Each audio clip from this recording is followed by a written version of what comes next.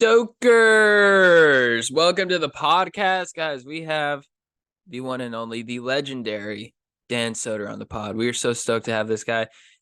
Hilarious comic. If you haven't seen his stand-up or any his podcast or anything, check him out. Go check him out on tour. He's going to be in a town near you. Dan Soder, everyone. Very stoked to have him on. He's a freaking legend, so we're very honored. We also have our own tour dates. Guys, we'll be in Irvine, September 28th. Then we're going to be in San Jose. We're going to be in Chico. We're going to be in Montana. We're going to be in freaking Nashville again, Minneapolis, Detroit, and Denver. We got a lot of dates coming up, and New York one too. So keep your eyes peeled for that. We can't announce it yet, but we do have a New York date coming up. We are also brought to you by the legends at Liquid IV. Guys, Liquid IV is the #1 powered hydration brand in America, now available in sugar-free. I drink Liquid IV literally 3 times a day. If I do hot yoga, if I'm hungover, I pop in a Liquid IV, get that hydration. It doubles my hydration in seconds. Grab your Liquid IV hydration multiplier sugar-free in bulk nationwide at Costco, or get 20% off when you go to liquidiv.com and use code GODEEP at checkout. That's 20% off anything you order when you use promo code GODEEP at liquidiv.com. Can't recommend them enough. They're freaking legends. We're also brought to you by the best sleep dudes in the biz, Helix Sleep. What up? Thank you, Helix, for sponsoring the pod. Thank you for the mattress you gave me because it's giving me the best sleep ever. My girlfriend shares the bed with me, and she was like, I don't know, am I going to be able to sleep on your mattress? I'm like, wait till you try the mattress. It was a Helix. She was sold, and I want you to have that same experience. Helix is offering 25% off all mattress orders and 2 free pillows for our listeners in honor of Labor Day. Go to helixsleep.com/godeep and use code HelixPartner25. That's HelixPartner25. This is their best offer yet, and it won't last long. With Helix, better sleep starts now. Lastly, I want to give a shout out to A Quiet Mind. A weighted pillow. Guys, check this out. My buddy Mikey invented these, and it is so calming for anxiety. If you ever try a weighted blanket, try the weighted pillow. You can hug it, and literally you put it on you, and your body starts to tingle. Can't recommend them enough. Check out A Quiet Mind. And that's it. Let's start the show. What's with deep? Going deep. Chad and JT. Well, let's freaking slap the salami on my ass and call me George. What's going on with Stokers of Stoke Nation? This is Chad Kroger coming in with the Going Deep and Chad JT podcast here with my compadre, Jean Thomas. What up? Boom clap, Stokers. And dude, we're joined by Dan Soder. What up, man? Yeah, dude, this rules. I appreciate you guys having me on. Dude, we're psyched to have This you. fucking rules. When we found out you were like coming on, we were like, all right, this will be a good one. Yeah, I was very excited. It juiced very me cool. up, man. They were like, Chad and JT want to have you on. I was like, dude, because I was saying off air, Big J and I were such big fans of yours when you guys put out the show on Netflix. Oh, dude, thank you, And man. we talked about it on the bonfire, but you were saying you saw your guys' one of your first city council clips. The house party one. Yeah. Yeah. And we watched that because everyone thought it was real. Yeah. It was kind of like, do you remember the surfer clip from Australia? Yeah. We thought, we were like, oh shit, is it one of those? Do we have our own? Like the dude who threw the huge party and got in trouble, he's like, these are my sunglasses. Yeah. He's They're my famous. sunglasses. He kind of dominates the news. I love it. He's like, it's Harry Patty. My parents went. I fucking loved it. He's like, why don't you take your sunglasses off? He's like, now the famous. Yeah, dude, I love that. There's nothing. The only thing better than Southern California beach energy is Australian energy. Yeah, they're the top notch. Yeah. If there were like a stoner, relaxed Olympics, those would be the 2 favorites. Yeah, they're not conflict like prone. They're just chilling. Anything could happen to They're like, them. oh yeah, like especially when I used to drink and like you'd hang out with Australian people, they have that energy when they wake up. So you'd be like hungover and you're like, dude, I feel like shit. And they're like, no, let's go out. It's all right. Everything's state of all mind. right. And you're like, Yeah. I'm gonna throw up in my mouth. They're very competitive about partying too. I went down there and they're like, just so you know, like we party harder. Yeah. Oh, I bet if you showed up, they're like, you want to see how we do it? Yeah, we Yeah. bring out their competitive juices. yeah, that's awesome. They see a chill rival. It was like the leaders of our foreign exchange program. They're like teachers, and like, just so you know, like We up party. top, yeah, we party. Yeah, fucking don't fall down, or else you won't get back up. Fish and chips. Yeah, that's fucking awesome. I do think that's the key to being a great long-term, like sustaining a party lifestyle person is that you have to be like a very low anxiety person. Like, can you manage to never like freak out? That's what took me out of the party lifestyle. Was my Me too. hangovers started eating me me. alive. Yeah, eating my Yeah. soul. Where I would wake up and be like, and Like, I want to kill myself. I yeah, hate and that's everything. why hanging out with Australian people, they're just like, oh no, everything's all right, let's go. And you're like, I fucking want to shoot myself in the head. Do you think you could bring that darkness into them? Are they resistant to make it? I don't know. Shane Gillis has a special coming out, and he has a bit about goths in Australia, and it's one of my favorite jokes currently out there. Yeah. It's so goddamn funny because they are such bright people, and then, but they're also the relatives of convicts. Like whoever got him put on that island did some dark shit Yeah, the in dark- like the UK, Yeah. and then you're like, so for them to have that, like, all right, turned out all right. I love that. They're And like, dark shit for that era, which was like way more permissible. crazy. There used to be this old Bill Hicks joke he did where he was like, the Great Barrier Reef. He's like, would you rather stay in foggy London with shitty food or go to the Great Barrier Reef with lobsters the size of canoes? And the guy goes, I'm Jack the Ripper. You're like, yeah, dude, you'd want to get sent down there so bad. I've never been to Australia. It's cool. It feels pretty much like California. Does it? But they do have like their wildlife is insane. Oh, yeah. The bugs are 10 times bigger. We were on an island, Stradbroke Island. So I did a foreign exchange there for like 3 months, and they're like, yeah, this island has 8 of the 10 most poisonous snakes in the world. And they're just cool about it. Yeah, I'm like, why are we here? Yeah, and they're like, oh, it's fine. If you're nice to them, they're nice to you. And you're like, yeah. I don't know how snakes think. Dude. I've always, all the places I've lived, I grew up in Colorado, and there was wildlife there, but I didn't really fuck with it because I was just in the burbs. Because you were used to it, you still had like deer walking around and Yeah, stuff. deer, dude, you'd find a deer in like a housing, like a housing development or whatever, and you'd be like, buddy, how did you get here? And Yeah. he'd be like, he's like walking down the street like, how the fuck? The craziest shit was like my mom had a friend that lived up in Conifer, which is like in the mountains. And me and my buddy were like 13, and we wanted to go smoke cigarettes. And so we're like, we're going to go hike. And my mom's friend very seriously was like, mountain lions are all over this place. So if you see a mountain lion, you have to get as big as possible. And that just made us smoke so nervously.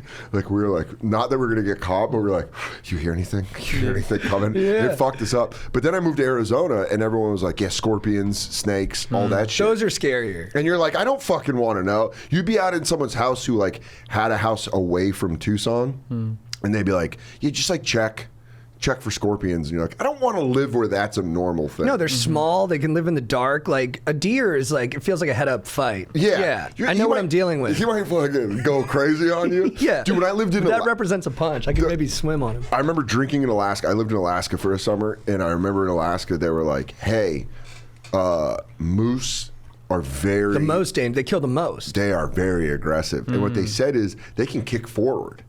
So if Really? you get in front it's of not a just moose, coming down. yeah, like horses and shit can kick backwards. Yeah. Moose can fucking, their arms bend forward. So they front can, kick you? Yeah, they can like, and you're like, fuck this, dude. But everyone I worked with was like bears and moose, and they kept saying that. And I was like, are moose that big of a problem? And they're like, yeah, in the summer, because they have yearlings. And what'll happen is you'll accidentally get in between a mother moose and her like yearling, and they'll just fuck your shit up. Dude, it's true.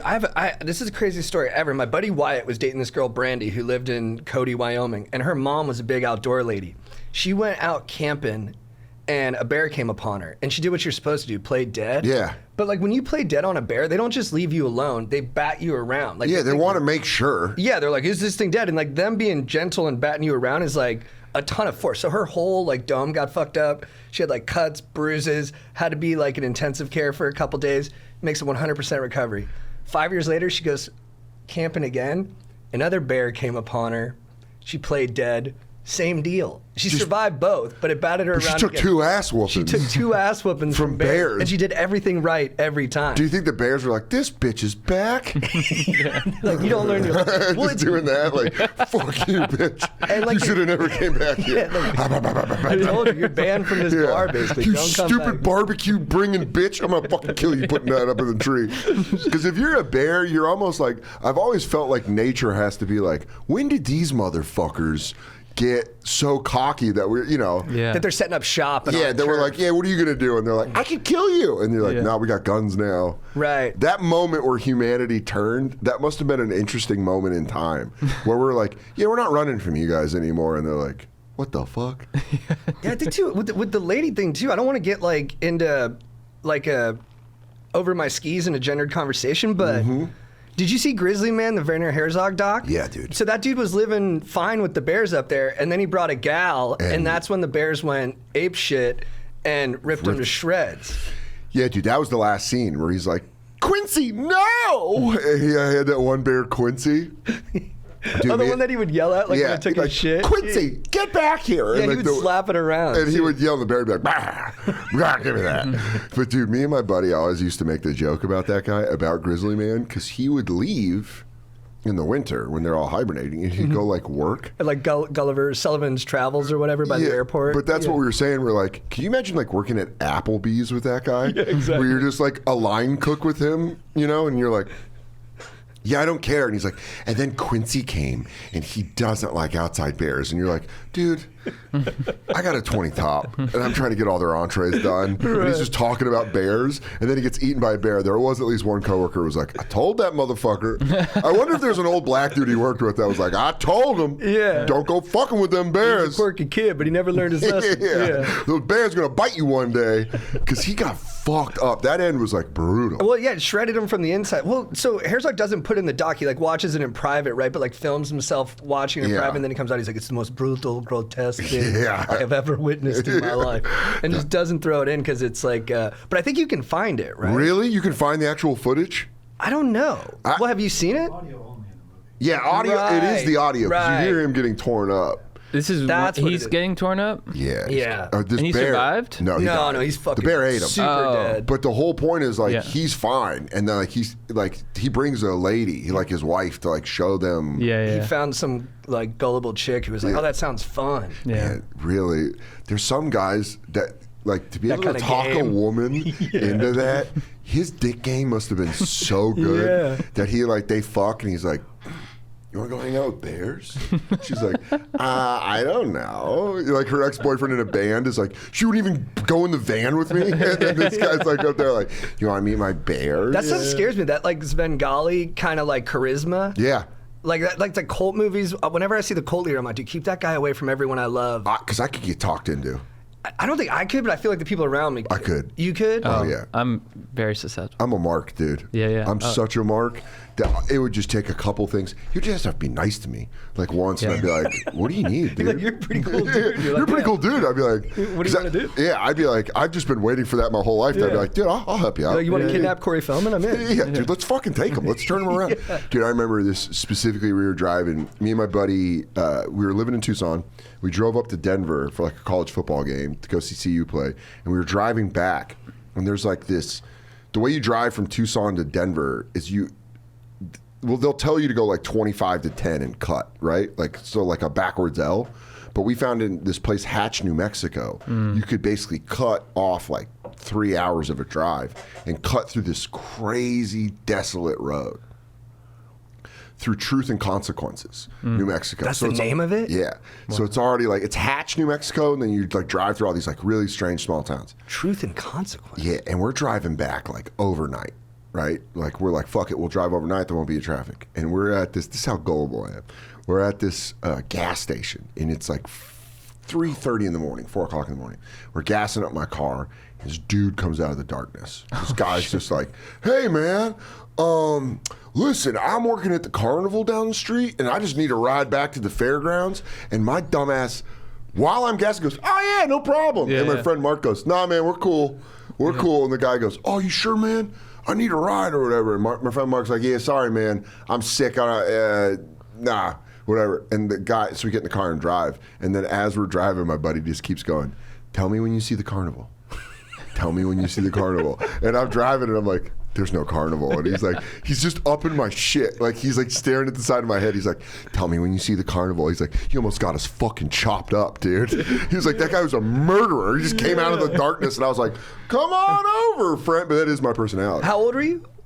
21. That's the age when you're picking up hitchhikers. Yeah, You're like, where you're nothing like, bad's gonna happen to you. People are oh, super yeah. chill. And if he is a murderer, like, I'll talk to him about it. If he would have been like, especially because this is like 2002, 2003, if he would have been like, oh, I got weed. Weed was hard to get back then. So you'd be like, oh, well, we'll fucking smoke a joint. That's fine.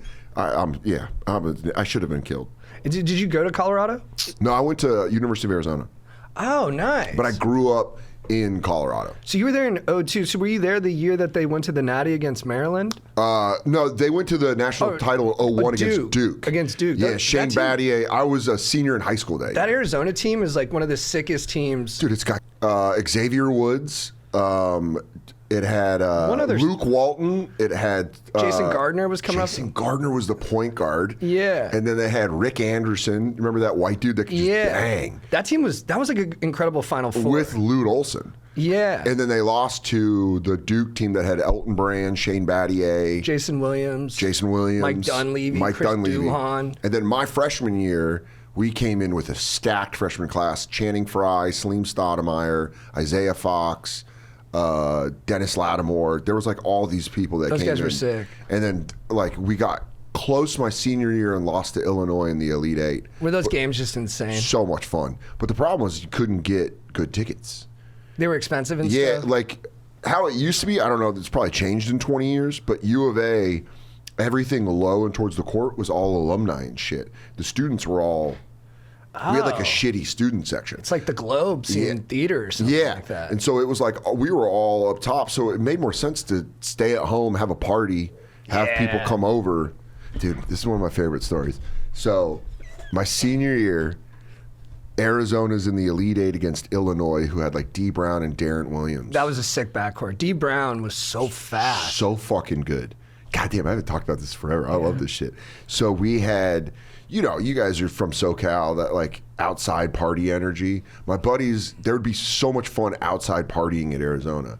And my buddies are like, dude, the Elite Eight, we're going to pull this big screen. This was when big screens had fat fucking backs. It wasn't like, you know, Like a painting that you could just throw up yeah, it wasn't like a thing you could just hang up. You had to like 4 people had to pick it up and take it out into the rocks and like settle Yeah, it. they had ass to them. Yeah, dude, they had a fat ass. And so we moved this like TV into the backyard, and everyone's playing beer pong. We're like partying. It's the Elite Eight. We're up. Arizona was up like 15 points with like 2 minutes left. So everyone's like, all right, we're going to the Final Four. They're going to fucking call class. We're not going to have to go to school on Monday. Like, we're already spending the money we thought we won. And this fucking guy that everyone hated was at the party. He was just kind of annoying, lived in the neighborhood, would always hang out at my friend's house. He leaves. And so we're like, all jumping around partying. And then D. Brown starts hitting threes, like, and pushes it to overtime. And so Arizona goes overtime against Illinois, and we're like, fuck, dude. And in overtime, they just Blew the doors off. Dude, I remember the moment Channing Frye hits a 3, and we're up by like 16, and everyone's like, we're going to the Final Four. And then they just work their way back. We go to overtime. We get to overtime. Illinois, they keep showing Bill Murray, which was making me so mad, because you're like, fuck you guys, I love Bill Murray. And they keep showing Bill Murray. And then Illinois wins the game. And as the clock is expiring and we're like all realizing we lost the game, the kid we hate, the reason he left is he ran home, grabbed a bottle of like Andre champagne, and when he comes in the backyard and fucking shakes it up and shoots champagne. Oh, what a nerd. And everyone's like, and he's like, and you see him look at the screen and he's like, oh, fuck. And it was like the bubbles were like, and he was like, fuck. And everyone was like, get out of here. Everyone like snapped at him. But dude, we were all like, he came back like, Final Four. And we were like, dude, they lost. And he was like, Oh man, it was brutal. I remember going home and taking a shower because I was like sticky because of champagne. And Yeah. I was like, this motherfucker. That's like a scene out of a movie. Dude, it was so funny. The timing was, I was like, as that moment was happening, Yeah. you know, in comedy, you always have those moments where something bad happens and you go, this is really funny. Yeah. Mm-hmm. Like, I'm going to remember this in like 5 years and this will be funny. It was one of those where I was like, this is an all-timer, dude. What a big fuck up. Yeah, you got to be a pretty cool dude to handle that kind of spectacle. And a lot of people who volunteer for that spot just don't have like the timing, the charisma. Dude, They and can't that guy, hold the moment. everyone hated him. Yeah. Legit, everyone, he had like real heel heat on him. And then he came out and did that and everyone was like, of course it's this motherfucker. Yeah. I wanted to talk to you about wrestling because you just mentioned you said Mark earlier. Because I Dude. just watched a Randy Savage doc Oh, yeah. on YouTube. Because I was super into wrestling growing up. Yeah, everyone and was. And now I'm back. And Oh, I'm, hell yeah. I'm Welcome reading- back. Yeah, I'm reading Bret Hart's book. I just watched, I was only watching stuff in the past and then I just caught up on SummerSlam. SummerSlam was great. the Cody Rhodes- The Uso storyline is the best thing working with Roman Reigns. So I don't know that much about it because I haven't seen much, but everyone's talking about the tribal chief stuff. Yeah, Bring it but on. What do you want to no, know, no. This isn't modern. But I want to ask you Yeah. because you were so good in the Randy Savage doc too. When you talked I got about how fucked over in that. Oh, we'll talk about that. What happened? So Billy Corben, who I love, documentary maker, he did Cocaine Oh, yeah, Cowboys. he did The U. He did The U. That guy's the fucking man. rules. Billy Corben The fucking U rules. is fucking like I just got Yeah. chills thinking about that It's doc. unbelievable. It's my favorite college football documentary is The Yeah, U. because they're just badasses and they basically coach themselves and they're just They like would the wear sickest military fucking dudes. fatigues, Yeah. Catholics versus criminals, Yeah. all that shit. And the was- second one with Ed Reed, I just worship Ed Reed. I'm like, I would follow him anywhere. He single-handedly, I think, beat the 40. I'm a huge 49ers fan. I think he was the reason we lost Super Bowl 47 because he started to learn how to read Kaepernick before anyone else did. Yeah, he's a genius. He's unbelievable. So, This Savage doc. yeah, Billy Corben calls me and he's like, "Hey, dude, I'm doing these A&E biographies for the WWE, and I was going to do a Macho Man because Macho Man's from Florida, like the Poffo family's from Florida." He's like, "Will you be a part? Because in each wrestling documentary, I'm going to have a super fan." Because I want it from the fans' perspective. And he's like, Macho Man's like your favorite wrestler, one of your favorite wrestlers. Will you come and talk about him? And I was like, yeah, dude, So I was nerding out. And so I tell the story. They're like, so why don't you tell the story about how he died? And, he famously like had a heart attack while he was driving and then ran into a tree. And that's how he died. It was like very sad or whatever. But I was just saying, I was like, what a badass way to go. It takes two things to kill you. And like this is like a 4-hour interview. So we're just talking about everything and I bring it up and I'm like, there's nothing more macho than fucking dying with a heart attack and you drive into a tree. Dude, when he edited it, he kind of fucked me.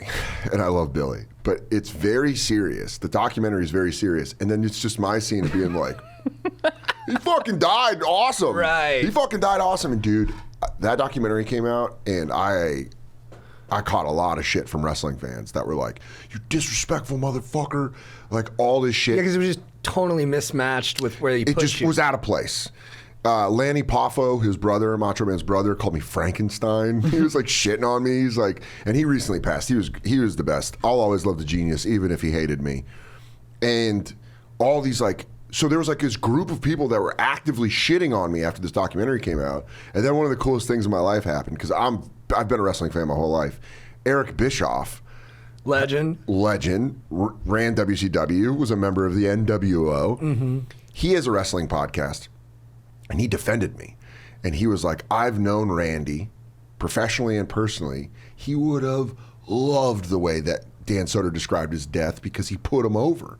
He's like, Randy probably would have put that at the beginning of his documentary because Dan put him over. And I was like, I was in a hotel in Columbus listening on my earbuds, 2 o'clock in the morning, being like, fuck yes, fuck yes. It felt so vindicated. Yeah, so was it worth it? Even though Yeah. Yeah. I mean, it was cool to be on a documentary about, And then to be the heel of it. yeah, to kind of be like, oh, catch some heat. And you're like, I didn't Yeah. know I was going to catch that. That's fun. But yeah, I mean, I'm a huge Macho Man fan. And I was like, I thought he did it the right way. I like anything, whether it be comedy, music, wrestling. I love when you hear about guys that do it the right way. So to that though, this was the one I really wanted to ask you. Yeah. 'Cause I'm reading the Bret Hart book. I love Bret Hart. Yeah, but, best technician of all time. But is he boring? No, I don't think he's boring. I think he is the greatest in-ring performer of all time. I think believability-wise, 100%, and like the execution. I thought he had good promos. I thought everything about him was good. I think I don't think he was boring. I thought he had like great storylines. I think he was kind of vilified for the way he left WWE, but I think Bret Hart's like. Because I'm watching it, I find the matches a little boring, but they're so realistic that when I watch other people's matches, they seem super fake. Yeah, well, so it is all, obviously, it's all stunt fighting. But sometimes it can be more.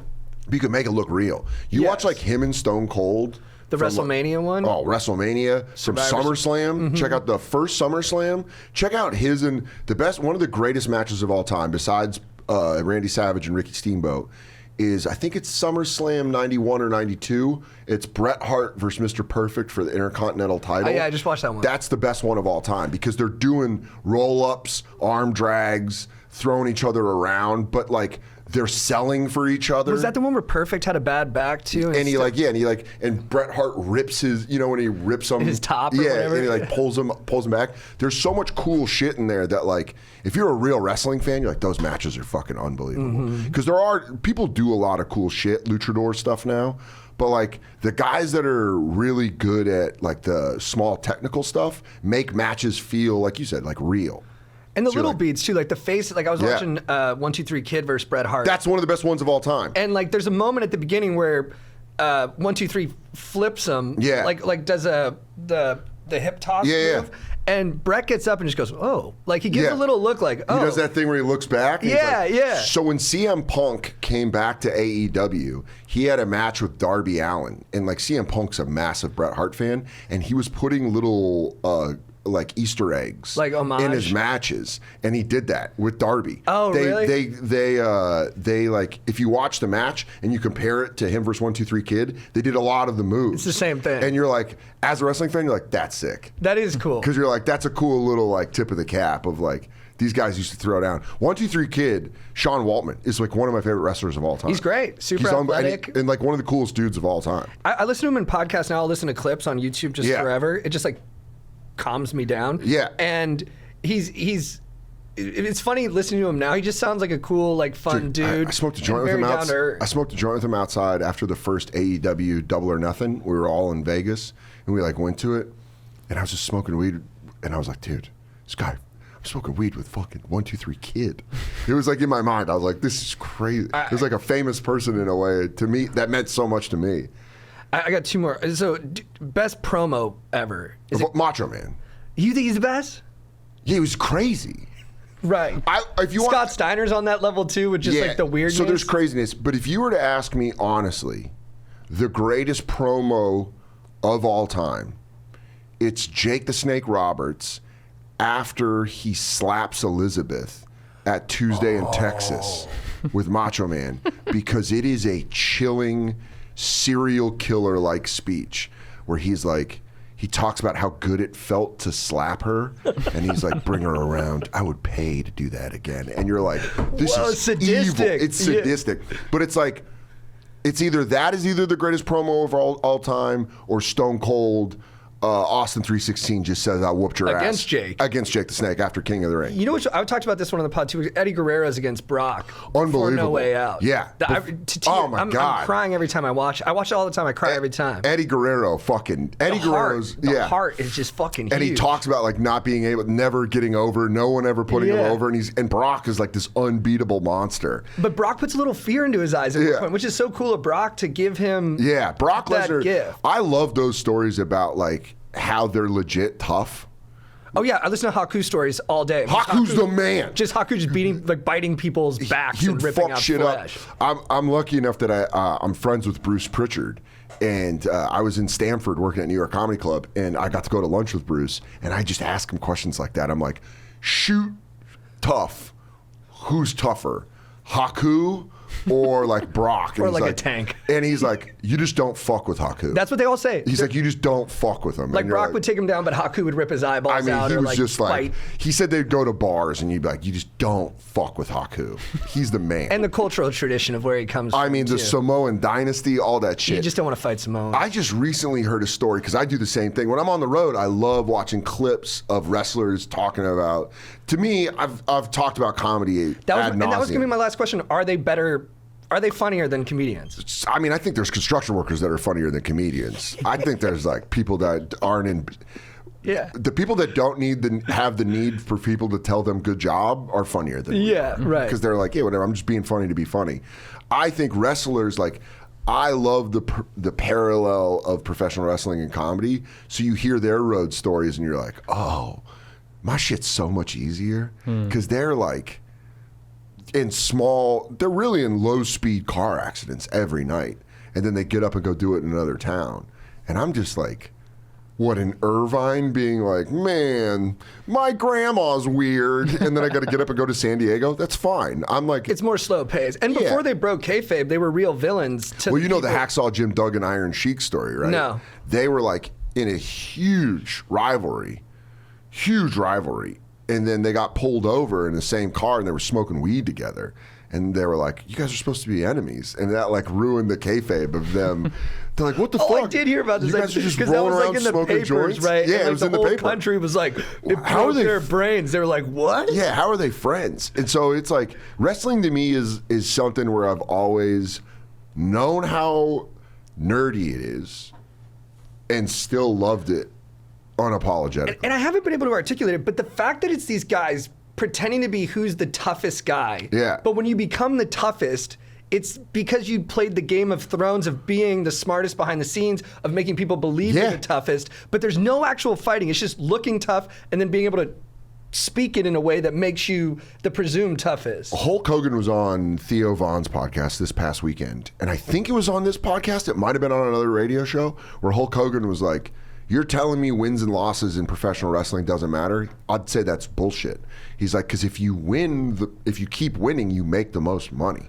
So it is a predetermined outcome, but still you have to pick to be the winner. So he's like, winning does matter in professional wrestling. And the only way you can win isn't by actually beating the guy, it's by convincing people you should win. But I love like the stories of like Steve Austin, you know, like Putting guys over and stuff. but just like helping out, but like Brett putting him over. Huge. They like- say that started the Attitude Era, right? I mean, it really did. And Steve was like coming from the WCW where he was like, they fired him. He goes to ECW, learns how to do promos from Paul Heyman. They bring him into the WWE and they're like, you're going to be a silent killer. He was the ringmaster with Ted DiBiase. It sounds so weird now. And he had saying- blonde hair and like green trunks. He like looked weird. And then he shows up in the black trunks, starts talking shit, and changes culture. Like changes everybody. You know, it was like perfect. It was just like Stone Cold Steve Austin and The Rock made wrestling bigger than I think Hulk Hogan did. You know, Hulk Hogan took it up to the top.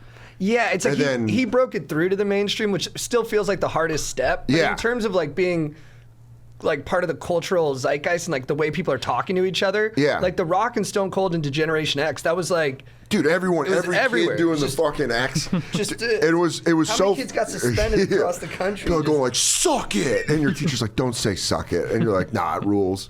It's the best." Well, it's funny rewatching it now too, and I'm like, well, these are all like 35-year-old dudes, Yeah. but their humor is like, because they've just been around bros all day They're long. like, all their "Suck my fucking dick." all their jokes like, you got a little dick in your butt, and then they're doing this, and I'm like, and the That's- whole country's like, that's what we want. That's what I loved, and that's what I always loved about like growing up. You know, like I was just telling Katie and I were talking about it. My fiance and I were talking about like Hulk Hogan was like sitting there being like, "Say your prayers, take your vitamins, and work hard." And he's just on so much steroids that you're like, "Dude, I can see you look like a burnt hot dog." And he's just like, "Let me tell you something, brother." Right. And you're like, "Dude, it's so fun." And- Wrestling is the thing that takes my mind off like everything. I can just watch it and be like, and now I'm super into New Japan. Like I got into New Japan in the last 10 years, and they work like stiff, which is like stiff. Is that a new league? It's been around a long time. Okay. But we finally have access to it. Now you can like, Okay. because of the internet, you can watch all You these hear the matches. war stories about guys doing like tours over there, like from all the way. Like Hulk people say Hogan. when They Hogan broke was there- Hogan's leg. and they said, wasn't Hogan? He was a pretty good technical wrestler when he was out there. Dude, you want to trip out? Type in New Japan Hulk Hogan on YouTube and watch this match he had in like the mid to late 90s. He was already like Hulk Hogan, and he's doing like flips and like leg takedowns. Right, he's working. He's doing technical shit, and you're like, damn, Hogan could go. Because in the WWE, he did 5 moves. He'd punch you, slam you, drop the leg, and that was it. And does the consumer want that to some level? Even though we say we want yeah, more well, wrestling complicated nerds stuff, do. I want that. but like the simple stuff, does that actually work better? Like, Yeah, is I the think theater it's more like- important than the scrap. I think really depends, because I think like the WWE, they're so good at storytelling that whatever makes the story work better. Right. And AEW, which is like their competition, does just crazy ass moves. Where they're like, you want to see some crazy I've been watching flips. guys move sets, and I'm like, the stuff I see from there, like Kenny Omega and stuff He's like the that. best. And I'm like, he's my favorite wrestler in his the world. moves are, I'm like, why isn't everyone just doing this crazy shit? If anybody's getting back into wrestling, watch the trio matches of Okada and Kenny Omega, because they're like, so what's weird about the Japanese is they're much more patient than Americans, so they let them have like 35, 40-minute matches that are like actual stories. So you like see one guy do well and another guy, and they're like, and they clap, they don't cheer. So they like do a match and they'll be like when you do like a sick move, they'll be like, that was great. But they have some of the best they performers. did that with Pride fighting too. Yeah, Like, Pride. They would be like, hop, ha! Yeah. As the guy's getting fucking just railed on. Yeah, and they like loved personality. Like Rampage Jackson was Dude, like a Beatle over Pride there. ruled, because It was Pride was a amazing. tournament in one night, Oh yeah, you'd have to fuck 3 dudes up. and they'd come out with like Some wrestling blood sport entrances. shit. Yeah. And I love the Japanese intros. Yeah. Specifically of Kenny Omega, like in New Japan, where they're like, Kenny Omega, and he'd like, be doing like the Final Yeah. Fantasy shit, because you can like really nerd out. There's a wrestler in New Japan named Will Ospreay, and he's like unbelievable. Like the moves he does, every match I watch every time I watch one of his matches, I'm like, that's my new favorite match. And he just had 2 matches with Kenny Omega, and I think they're the best matches since Omega versus Okada. Like if you watch Omega Ospreay at Wrestle Kingdom from this year and then watch him at Forbidden Door, you're like, dude, these guys are doing moves where you're like, you're genuinely hurt. Like they did one where he DDT'd him on a turnbuckle, on like the rope of the turnbuckle, and you're like, well, you can't hide that. And they show it and you see his head hitting and you're like, God damn. It is pretty wild, the amount of like real hits you see. They them. take bumps, dude. They take real bumps. And it's so much the guy who's taking the hit is responsible for how good the hit's gonna Sell it. Yeah. That's why they always said The Rock was the best at selling. Dude, he's so good at selling the stunner and the stuff. stunner where he would hit it and then he'd go like up and then he'd The stiff flip. and then the hit. And Yeah. the roll. It's beautiful. I got to go to Michael Che got tickets for Raw 25, for like 25th anniversary Raw, and we were like sitting ringside and watching Stone Cold stun the McMahons that close. You were like, this fucking rules. I was like shaking Che. I was like, this rules, because he's just coming out handing out stunners. It was awesome. Yeah, a lot of respect for the McMahons all the way through. I mean, they're like the Kennedys of wrestling. They put it all out there. Well, I think there's interesting stuff, because it becomes like, it is carnival fighting. So you get like business practices that almost are as dirty as music. Oh, I mean, like, or, I don't think they're ethical by any Yeah, stretch. But I yeah. mean, like, and I'm sure Vince is the thing he portrays, you know what I mean? I think he's an egomaniacal, like, Yeah. vindictive, like, Machiavellian, just would... There's probably a lot of that that's very real. He'd betray anyone, I feel like, Yeah. to keep the ship going. But just... Like when he busts his quads and he still gets in there, or Shane, like the physical stuff that they put So I got themselves to meet. through. I'm not promoting this SAG, so you can't fucking take away my health insurance. I'm just telling a story, because they've been real clear about I can't promote whatever the TV show is on. But because of Billions, I got to meet Triple H. He like came to set. He like has a scene in the show, and I got to hang out with Triple H. So it's like, I'm a wrestling nerd. Mm-hmm. Just tell me when to go, and I'll ask all the questions. And so we were like, hey, how you doing? Like talk about the show or whatever. And then I was like, okay, can I ask you like wrestling questions? And he was like, yeah, fire away. And I was like, you rolled your quad. I was asking about Cody Rhodes. Cody Rhodes tore his pectoral the muscle. purple pec against Seth Rollins. In right? Hell in a Cell. Yeah. And I was like, Cody really tore his pec. He's like, oh yeah. And I was like, have you wrestled with a torn pec? And he's like, yeah, dude. He's like, it fucking hurts. And I was like, what's the most painful injury? Triple H blew both of his quads. He ripped his hamstring. And this was in like a top 20 match all time, right? And he finished the match. Damn. And you're like, dude, your muscle bunches up on the front and you're still going. You're still going. It was incredible. I was like, you're the toughest man I've ever met in my life. And he's like, you got to finish the match. Because Vince McMahon, that story, he runs down and he blows his It's quads. really funny looking. You can find it on Dude, YouTube. watching him pop against the ring and he just slides like the in stiff. and he tries to, and his legs are gone. I'll pull it over. Yeah. So he just goes into the corner and he's like trying to orchestrate and his legs aren't working and you're like, He can't he's move. really hurt. Because if it's like, you know, in a real fight, they'd be like, I'm hurt. Yeah, but in yeah. wrestling, you got to keep carrying it on. So these Yeah, guys yeah. are like, oh, fuck. It's brutal, It's dude. the third most searched thing for Vince McMahon. Is it really? On TikTok, yeah. Dude, it is when he slides in and his fucking legs, and you see him be like, oh, fuck. And he just goes down. But dude, from his ass, he's still barking shit. He's like letting talking them know, shit. dude. Yeah. It's wild. You see those guys get injured. And the thing that I learned is like, sometimes they're really good at like faking injuries. Like a guy will land and be like, oh, my knee. And the ref will be over there. If you ever see, I'm probably giving away a secret, but if you ever see a ref go like this, that means they're really hurt. Oh. If you ever see a ref go like that, that means like, hey, we need fucking someone down here. Like this Right. is a real problem. So I always watch that. And like I'll be watching it with Katie and she'll be like, is that guy really hurt? And I'll be like, no X's. I don't see any X's. It's such like nerddom on a different level that you're like, I shouldn't fucking know this. But it is really, that's one of the fun things too, is trying to discern between the theater and the, and, Yeah. and WWF is so smart about how they put reality in, like they'll take real life conflicts. Dude, I mean, there was the story about like they had, I think it was Edge. Edge and Matt Hardy. It's Yeah, crazy. We're And then, sleeping with Lita, and then they just made it a fucking storyline. and which is like, I saw that and I was like, bro, to be Matt Hardy and like that's your job, like you to be a good worker, Yeah. to do good business, as they say, you gotta Yeah. punch the clock and just have this dude taunt you about banging your when it really fucking Yeah, happened. where you're like, oh yeah, no, it's cool. Like Yeah. you're just at work, and this guy's like, I fucked it. Like, could you imagine? And you don't get to really beat his ass. He might have to beat you because that's how it's scripted. yeah. Did you guys ever wait tables? No. You guys never wait. So it's one of the most incestuous businesses. Like everyone just Everybody banging. fucks everybody.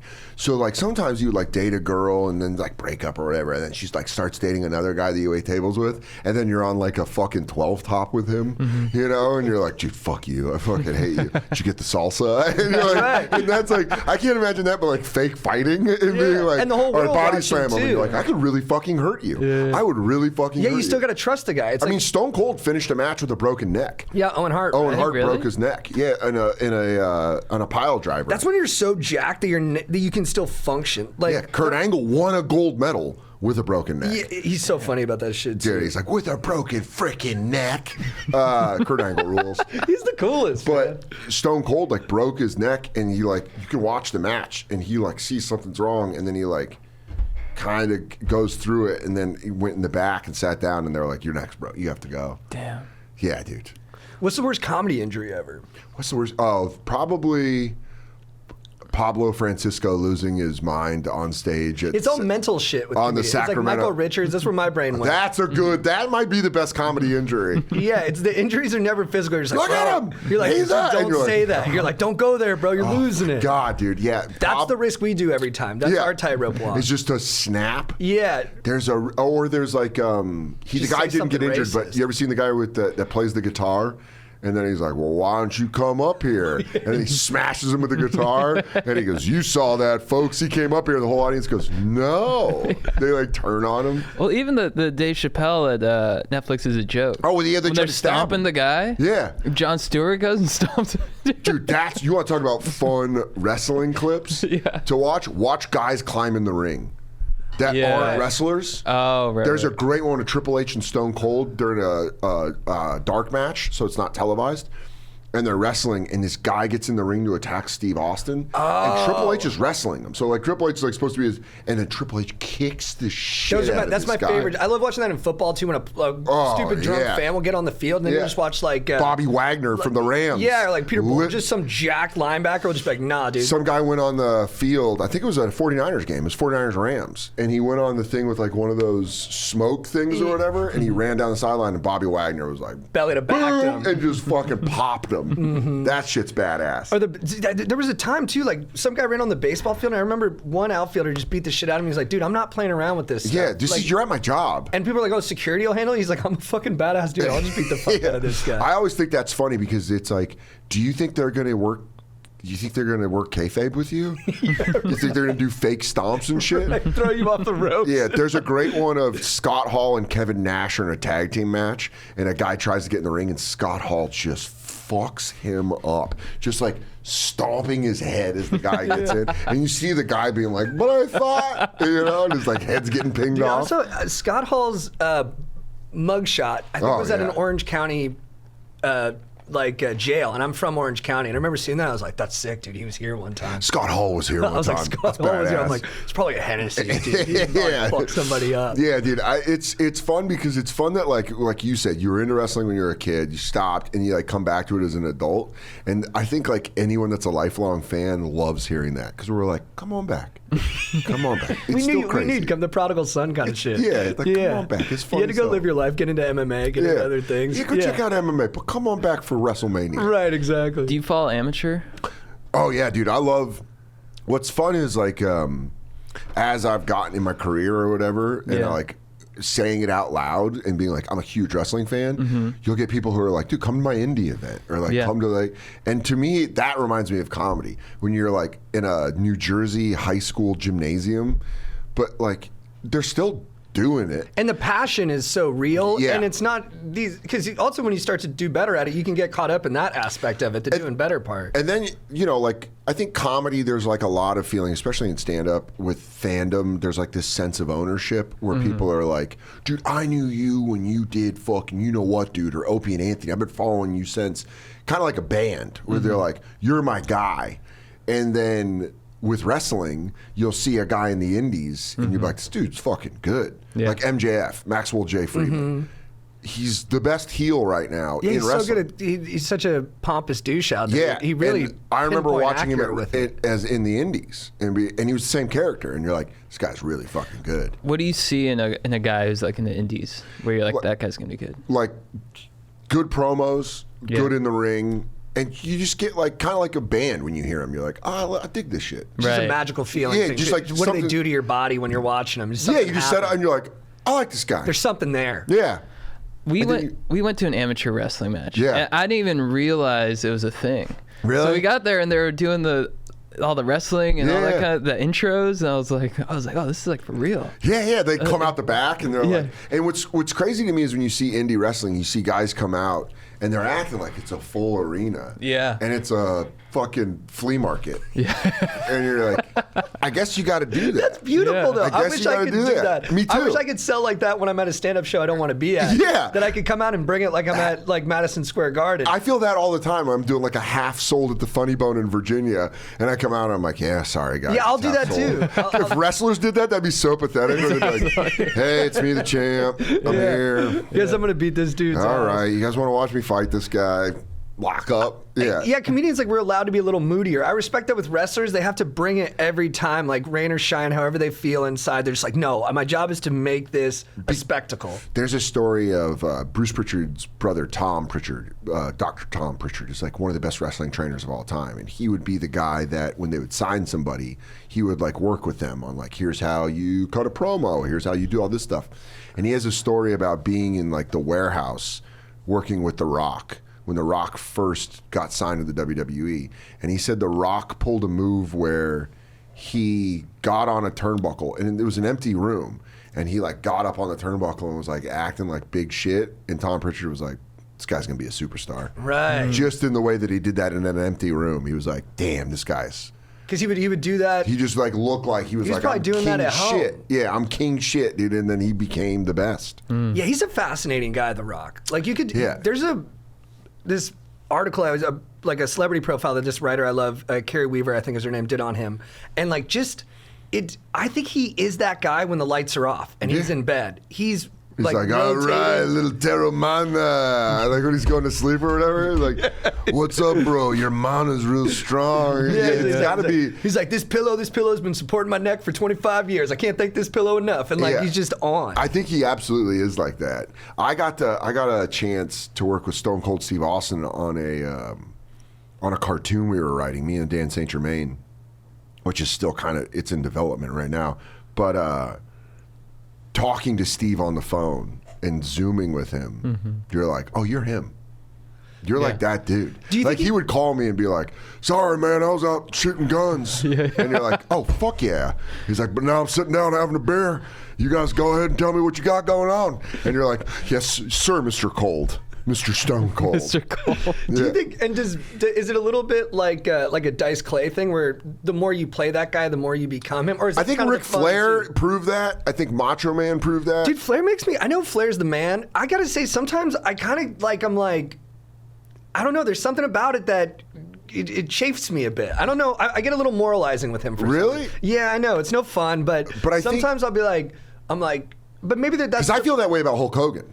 Well, yeah. Because Hulkster for me was like the guy for me when I was a kid, and then as I got older and I saw more of him as a human, I was like, oh man, like Hogan's Knows Best really ruined it for me. Yeah, you know what? Maybe with both those guys, I think they're all egomaniacs, but with those two guys, it's like so front and center that I get a little judgy. And then I know they're legends, I know they're heroes, but sometimes I'll be like, nah, dude, that's not my guy. Yeah, and Ric Flair was a guy where I think we kind of want to watch them have graceful exits, and that's why I kind of like Stone Cold and Bret Hart. Because they kind of finished wrestling and then they were like, yeah, I'll I can't come do around. it the same. I'll come around, but I'm not going to act like I can still do it the same. I like this third act from Bret, though, of him just being bitter. I just watched. Dude, he buries people. There's a YouTube thing of Bret buries the world. Dude, he'll bury anybody. He'll be like, that guy couldn't work. Yeah, but he says it about everyone, He goes, too. that guy sucked. He's like, I mean, did he ever have a good match? I don't know. I don't really know if he Yeah. could, really do anything out there that was of any interest to anybody. I love it, dude. Go watch it. It's such... And it's that small scale assault that Canadian. Like, he never raises Where his he's voice. like, I worked with him a couple of matches. The guy really couldn't go. Never really. There was this old school blow up. I wonder if you can find it online. Bret Hart and Ric Flair got into like a thing, and Bret Hart had a radio show, and he would shit on Ric Flair, and I think Ric was drinking a lot. And there's this moment where Ric Flair calls into the show, and he's like, "You didn't sell tickets. I sold tickets. You sold sunglasses." That's what he keeps saying to Bret Hart. And Bret Hart goes, "Well, Rick, you only really had like 4 moves, and that's all you could do." And Rick is like, he's just like losing it. And it's like Bret Hart being cool and calm. Yeah. And being like, well, if that's what you think, just I was, I was real technical, and you really didn't know what you were doing in the ring. And he'd be like, I put you over. It's so awesome. Yeah, that's. I love that shit. I love all that backstage The shit. ego stuff is great, and they're so transparent about it. It makes me envious because you'll just hear all these guys talking about what a mark for himself or what a douche this guy was, and it's like open season on everybody. I feel like in comedy it's a little more. I think comics do that behind doors. Yeah, we don't Publicly, sell our we don't- drama as well. No, we don't sell our drama as well, but behind closed doors, I think we're as bitter and shitty. Oh, that's what I mean. I want to see it more. I Yeah. want to put it on the pod, but I'm Just nervous. call it out Yeah. and be like, I'm going to tell you right now. That guy's a fucking D-bag. Yeah, you like, can't sell tickets. I ain't never liked his act. He ain't never had a closer that did a damn thing for me. Yeah, like picking I on would guys for how many tickets they sell I and would stuff love like to start that. doing that. Yeah. You're doing a half-empty funny bone. You can't follow me on a Monday showcase.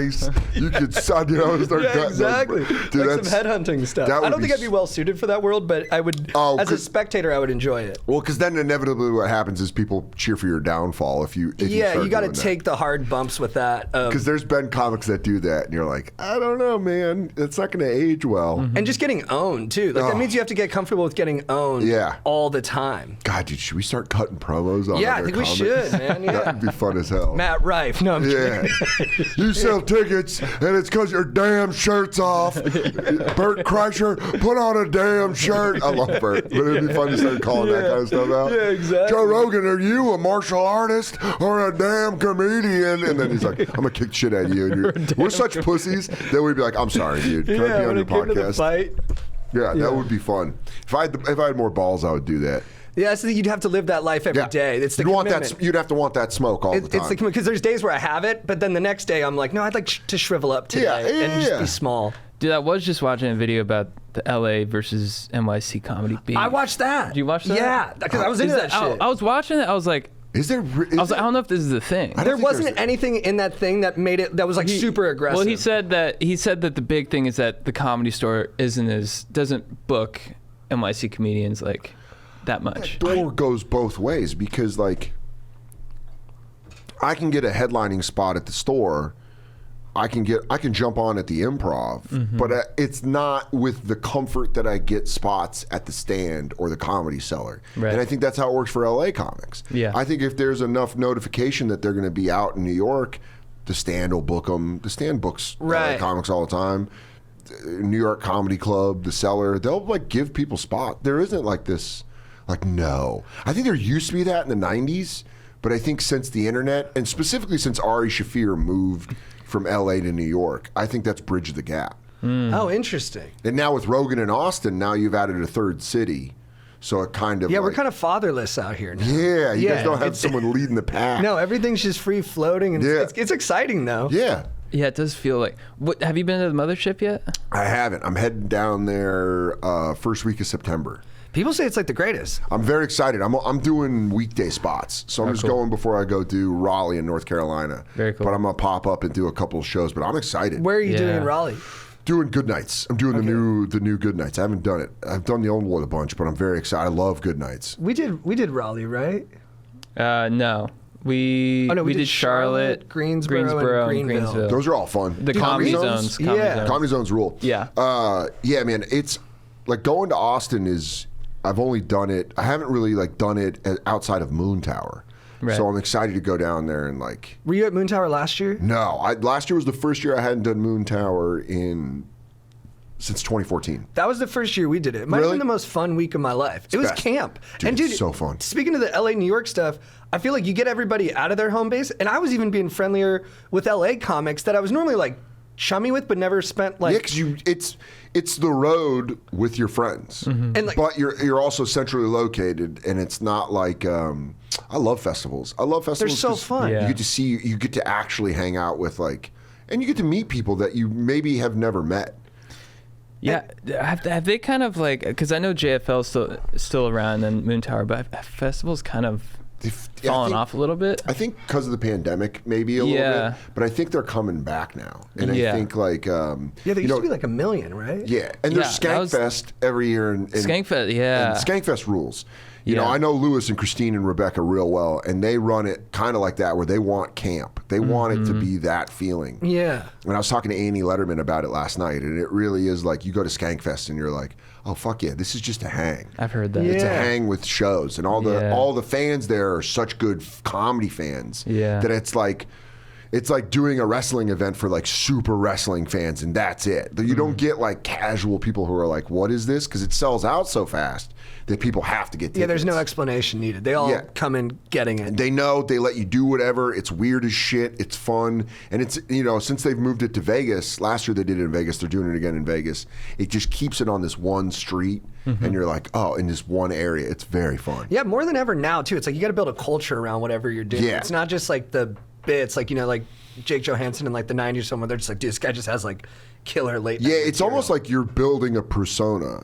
Like almost like a wrestling persona. It is more like wrestling. They got to believe in the lifestyle. They got to believe in the whole shit. And our promos are podcasts. Talking about whacking off. Yeah, but that's like in ring. Or other That's shit. like our in ring. Yeah. Where you're like, this guy's joke structure is like Bret Hart. Premise, setup, punch. This guy can fucking work. Yeah. And then you see like, and then like our podcast. Oh, dude, that's interesting. Can we do that right now? Yeah. Can you comp people for me? What do you mean? So like, who's the Hulk Hogan of comedy? Hulk Hogan of comedy. Fuck. Who's the Hogan of comedy? I would probably say, I don't know, because I would want to say Dane Cook, but Dane Cook could go. Like, Dane Cook was like legit hilarious. But I do think that's, I would say because like, he brought it to the mainstream. yeah. Maybe doesn't have like the, I don't want to talk S, but like isn't technically appreciated the way like a Pryor or someone like that is. Yeah, okay, so Dane Cook's Hulk Hogan. Who's Macho Man? Bill Burr. Oh, I think nice. Bill Burr's got like that intensity, but is like so good in the ring. But Like, yeah, and so good in the ring. he's more diligent than you'd And in expect all of from his that promos, personality you know, type. he's like, yeah, being a roofer was hard. You know, like him cutting a promo, being like, yeah, Boston comedians, yeah. Yeah, I would say Bill Burr is Macho Man. I would say Kurt Angle's Nate Bargatze. All-American, Yeah. but can like really go. I'd say Bargatze's Kurt Angle. I would say Shane Gillis is Stone Cold Steve Austin. Wow. Smashing beers and being like, I don't give a damn. 'Cause Yeah. it's gay. You know, he's like, that's gay. It's just Stone Cold. The Rock. The Rock is probably. Is that like Kevin Hart? Yeah. And they're buddies. Yeah. Yeah, that's great. That's a good call. And they're like best. It makes sense. They're like best buds. That's a real good call. They Kevin see Hart's the world the the Rock. same way. Yeah. It is funny too that the comedy analog would be his opposite in like dimensions. And, Yeah, like, they size. really is. It's like Yeah. that. But dude, that you nailed it. I think Kevin Hart's the Rock. And then who's Bret Hart? Bret Hart is Colin Quinn. Just a technical whiz. Just a technical whiz, and then like For the people who know. For the people who know, and then if you get him alone, he can bury people. You know. He's like, yeah, I don't know. He was pretty funny in the 90s. You're like, oh, okay. All right, Colin. Yeah, I'd call Colin Quinn the Bret Hart. Oh, interesting. Or David Tell. Oh, nice. I Yeah. don't know. David Tell, I think is more like, who's like one of the all-time greats that's just undeniable. I feel like in ring it's like Shawn Michaels, but like different career. Oh. But like, Yeah, because Shawn Michaels is one of the best of all time. like you just watch him and you're like, dude, no one could do this better than that. That's a Tell. A Tell Shawn Michaels. But I feel like personality-wise they're very different. 'Cause Yeah, like but Attell's like supposed to be a really good guy, and Shawn Michaels supposed to be like a really. But now he's good. He has come around. He's found And I Jesus. think Dave, when he drank, was like Shawn Michaels. Oh, like, interesting, you know, yeah. And then he quit They both drinking. had their bad boy era. Yeah, their bad. That was Attell's bad boy era. And then now Shawn Michaels that's pretty fucking good. Yeah, all right, this is fun. Yeah. Who's Andre the Giant? So I was thinking about like who I would think like Kinnison or Bill Hicks was Andre the Giant. just like an animal. Just like I'd say Sam Kinnison, just bigger than life, huge, and then had a tragic ending.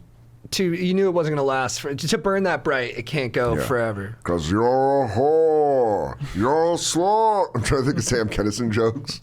You cheated on him, you're a slut.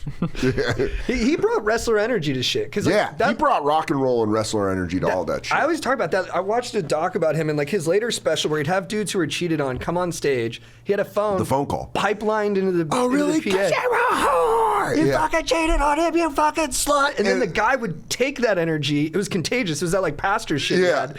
And then the other dude would get on and be like, you fucking slut, you cheated on me, I fucking hate I you. just watched that not long ago, so I know exactly what you're Bro, talking about. I watched it when I was like, I was just like, this is psychotic. But it's Who's Dice? undeniably compelling. Who would be Dice of wrestling? Roddy Piper? Oh, yeah. I think that's good. I don't know. This is fun. I'm gonna be thinking about this all fucking weekend. Who's the Undertaker? Oh, David Tell. David Tell. That's the one. That's the David one. Tell is the dead man. Is Booker T? Is he a legend? He's badass. Booker T's a tag team legend and a singles legend. And supposedly a very cool guy. The one wrestling match I saw Booker T. You saw Booker T? Yeah. We Che through SNL like gets hooked up on high. Like Michael Che gets hooked. He's a big wrestling fan. Yeah. And so we got to go to we got to go to Monday Night Raw 25th anniversary. And then we got to go to another big Monday Night Raw, and we were all backstage, like me, Che, Monroe Martin, and Reggie Conquest, and we got to meet Mean Gene Okerlund. So it must have been Raw 25. And we were at catering, and Booker T was making like a peanut butter and jelly sandwich, and he had jelly all over his hands. And then I was the first to shake his hand, and I realized that there was jelly on his hand. So I was like, nice to meet you. And then down the line, you saw people shake their hands and realize he had jelly on their hands. So they're like, nice to meet you. And then at the end, like, I think it was like Reggie, someone walked over and I was like, dude, do you have jelly all over your hands? He's like, yes. And I realized it was just great. It was so fucking funny. Because he was like in the middle of making a sandwich. He's like, oh, nice to meet you, man. And, and you're like interrupting it. You're like, yeah, this is our fault for interrupting him. Whose side do you take in the Booker T Batista? Who do you believe when they when they fought backstage? Because Booker says he Beat his put ass. a whooping on him. Yeah. I don't know. There's always those stories about them fighting. One of the coolest ones that I asked Bruce Pritchard about was Brock Lesnar and Kurt Angle. Incredible. I mean, that's like two of the most Legit tough guys. dudes. Two like legendary wrestlers, like real wrestlers. And they said, I think in a documentary, Kurt's Angle said he won. He beat him. He said it's like everything he had, but that he beat Because him. it was tough. Yeah, it was tough, but I had him. Yeah. But you're like, can you imagine? I asked Bruce about it. I was like, can you imagine just being there and watching that? And you're like in the arena and you're like, I think Brock and Kurt are about to really fucking wrestle. I think they said guys were running in the back. They're like, hey, Kurt and Brock are about to get after it in the ring. And everyone's like, Vince let's was go. And I think Vince put a stop to that because he's like, no. It's like $10 million. Yeah, in the he doesn't ring want right people getting injured. Yeah. But dude, I love that shit. My favorite with Kurt is him and Eddie Guerrero almost got into it. Yeah. And then I guess Eddie Guerrero tries to tackle him and Kurt like front headlocks him or whatever. And you're not going to tackle. And so someone some guy who likes to stir the pot goes up to Eddie Guerrero's like, why'd you try to like double leg an Olympic wrestler? He goes, because I'm a fucking idiot. Yeah, it's great. Just the admitting it. He's like, because I'm stupid and I didn't know. Those are my favorite kind of people. That's like playing dead on a bear. You just grab his legs and you're like, just do with me what you will. Yeah, look, I'm stupid. Whatever. That guy, like, that's got to be such a cool thing. Mike Vecchione, a hilarious comic, and he was my roommate for 10 years, wrestled at Penn State. Oh, really? And I was like, oh, That's a great wrestling school. That's like real deal. And I'm like, you never forget that. And he's like, I sucked, but you wrestled at Penn State. I don't think you sucked that bad. No. You still kicked the shit out of me. Yeah. There's a lot of like D1 guys who would be like, I sucked, and it's because they're comping themselves to their other D1 dudes who are like a different level. But I'm like, man, like Greg Warren. in the levels, you're way up there. Greg Warren got a great special on YouTube. Both him and Mike have great specials on YouTube. Greg Warren was an All-American at Missouri. And you're like, oh, you could fuck my shit up. It's like finding out your friend's part alligator, where you're like, oh, if I got in the water, you would just destroy me. Yeah. He's like, yeah, if I Gillis wanted is to. kind of like that, right? Shane? Yeah. Shane played D1 football. He's a big boy. So I think if he was protecting Matt, if you tried to get to Matt, I bet Shane would be able to pass Get pro his you. pass pro. He'd be like, poo, poo, poo. Yeah. Dude, my brother played football, and I'd be like, well, I'm his older brother. I can still like get past him. And then my brother would just get into his pass pro and just hit me with that like rock'em Yeah, sock'em. you're like, And I'm just taking chest shots, and I'm like, dude, there's real technique I think here. there was one time I tried to get around Shane, and he just kept like lifting my shoulder up. And I'm Yeah. like, stop. Stop. Yeah, that's when you start it, and then you get halfway through, and you're like, all right, enough, All right, enough. You're too good at this. Yeah, you had your fun, dude. Yeah, that'd be. I wish I had a skill like that. I don't. I'm just like, yeah, I'm a silly boy. I respect you when people don't tell you about it and you find out down Yeah. the road. Because if I had it, you would know about it. There's people that I've met, like even Norman can skateboard, and He's I'm like, I've ripped. seen that. Yeah. dude, he's got a body on him. That's what's crazy. One time we were at a pool, he took his shirt off. I was like, dude, fuck you. We all got tits and guts. And Norman's like, I don't know. I work out. And you're like, fuck, dude. I've seen him shred too. Yeah, he can fucking skate. Yeah. And that I had blows no my idea. mind. Because Yeah. I could never skate. I could never He do any can of that. surf like overhead. Really? I like surfing. Yeah. That's fucking awesome. Yeah. So he'll go to like Mexico and like get into like a real dangerous wave. That's badass. Oh, thanks, dude. I would talk about that all the time. I can't do any of that shit. Because you know why? Because if I could, I wouldn't shut the fuck up about it. It is funny. I take that shit more. I just did like an interview with like a guy who's like a thinker, but he's into martial arts. And at the end, me and him are shadow boxing. And I was giving notes to like an editor on it. And I had the most notes for the boxing section. I was like, dude, I kind of crumble up like in a lame way there. I'm like, cut that, please. Can you not? Yeah, I'm like, make it dude, look cool. Guys, I'm interrupting this podcast to let you know once again that we are on tour. We got tour dates coming up. We're going to be in Irvine. We're going to be in San Jose. We're going to be in Chico. We're going to be in Detroit. We're going to be in Denver. We're going to be in Minneapolis. We're going to be in Nashville. We're going to be in Charlotte, North Carolina. I keep forgetting that one, but we will be in Charlotte and New York. Get your tickets at chadgoesdeeppodcast.com. Also, we're brought to you by Legends at Liquid IV. Ooh, the best hydration game in the biz. These guys have the number one powdered hydration brand in America. Now available and sugar-free. It's a freaking hydration solution, so no artificial sweeteners. So you're getting the good stuff and you're getting the electrolytes. Guys, you can't just drink water anymore, okay? That's freaking for the birds, dude, with their bowls. No, if you want to be an elite human being, an elite bro or lady, check out Liquid IV. Get your hydration on point. I drink it every day, literally every day. I drink it in the morning. If I do a big workout, I drink it after that. If I'm hungover, I drink it after that.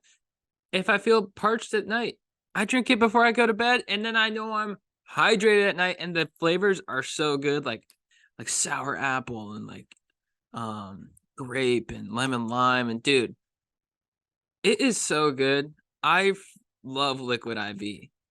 I love Liquid IV. They contain 8 vitamins and nutrients for everyday wellness, with 3 times the electrolytes of leading sports drinks.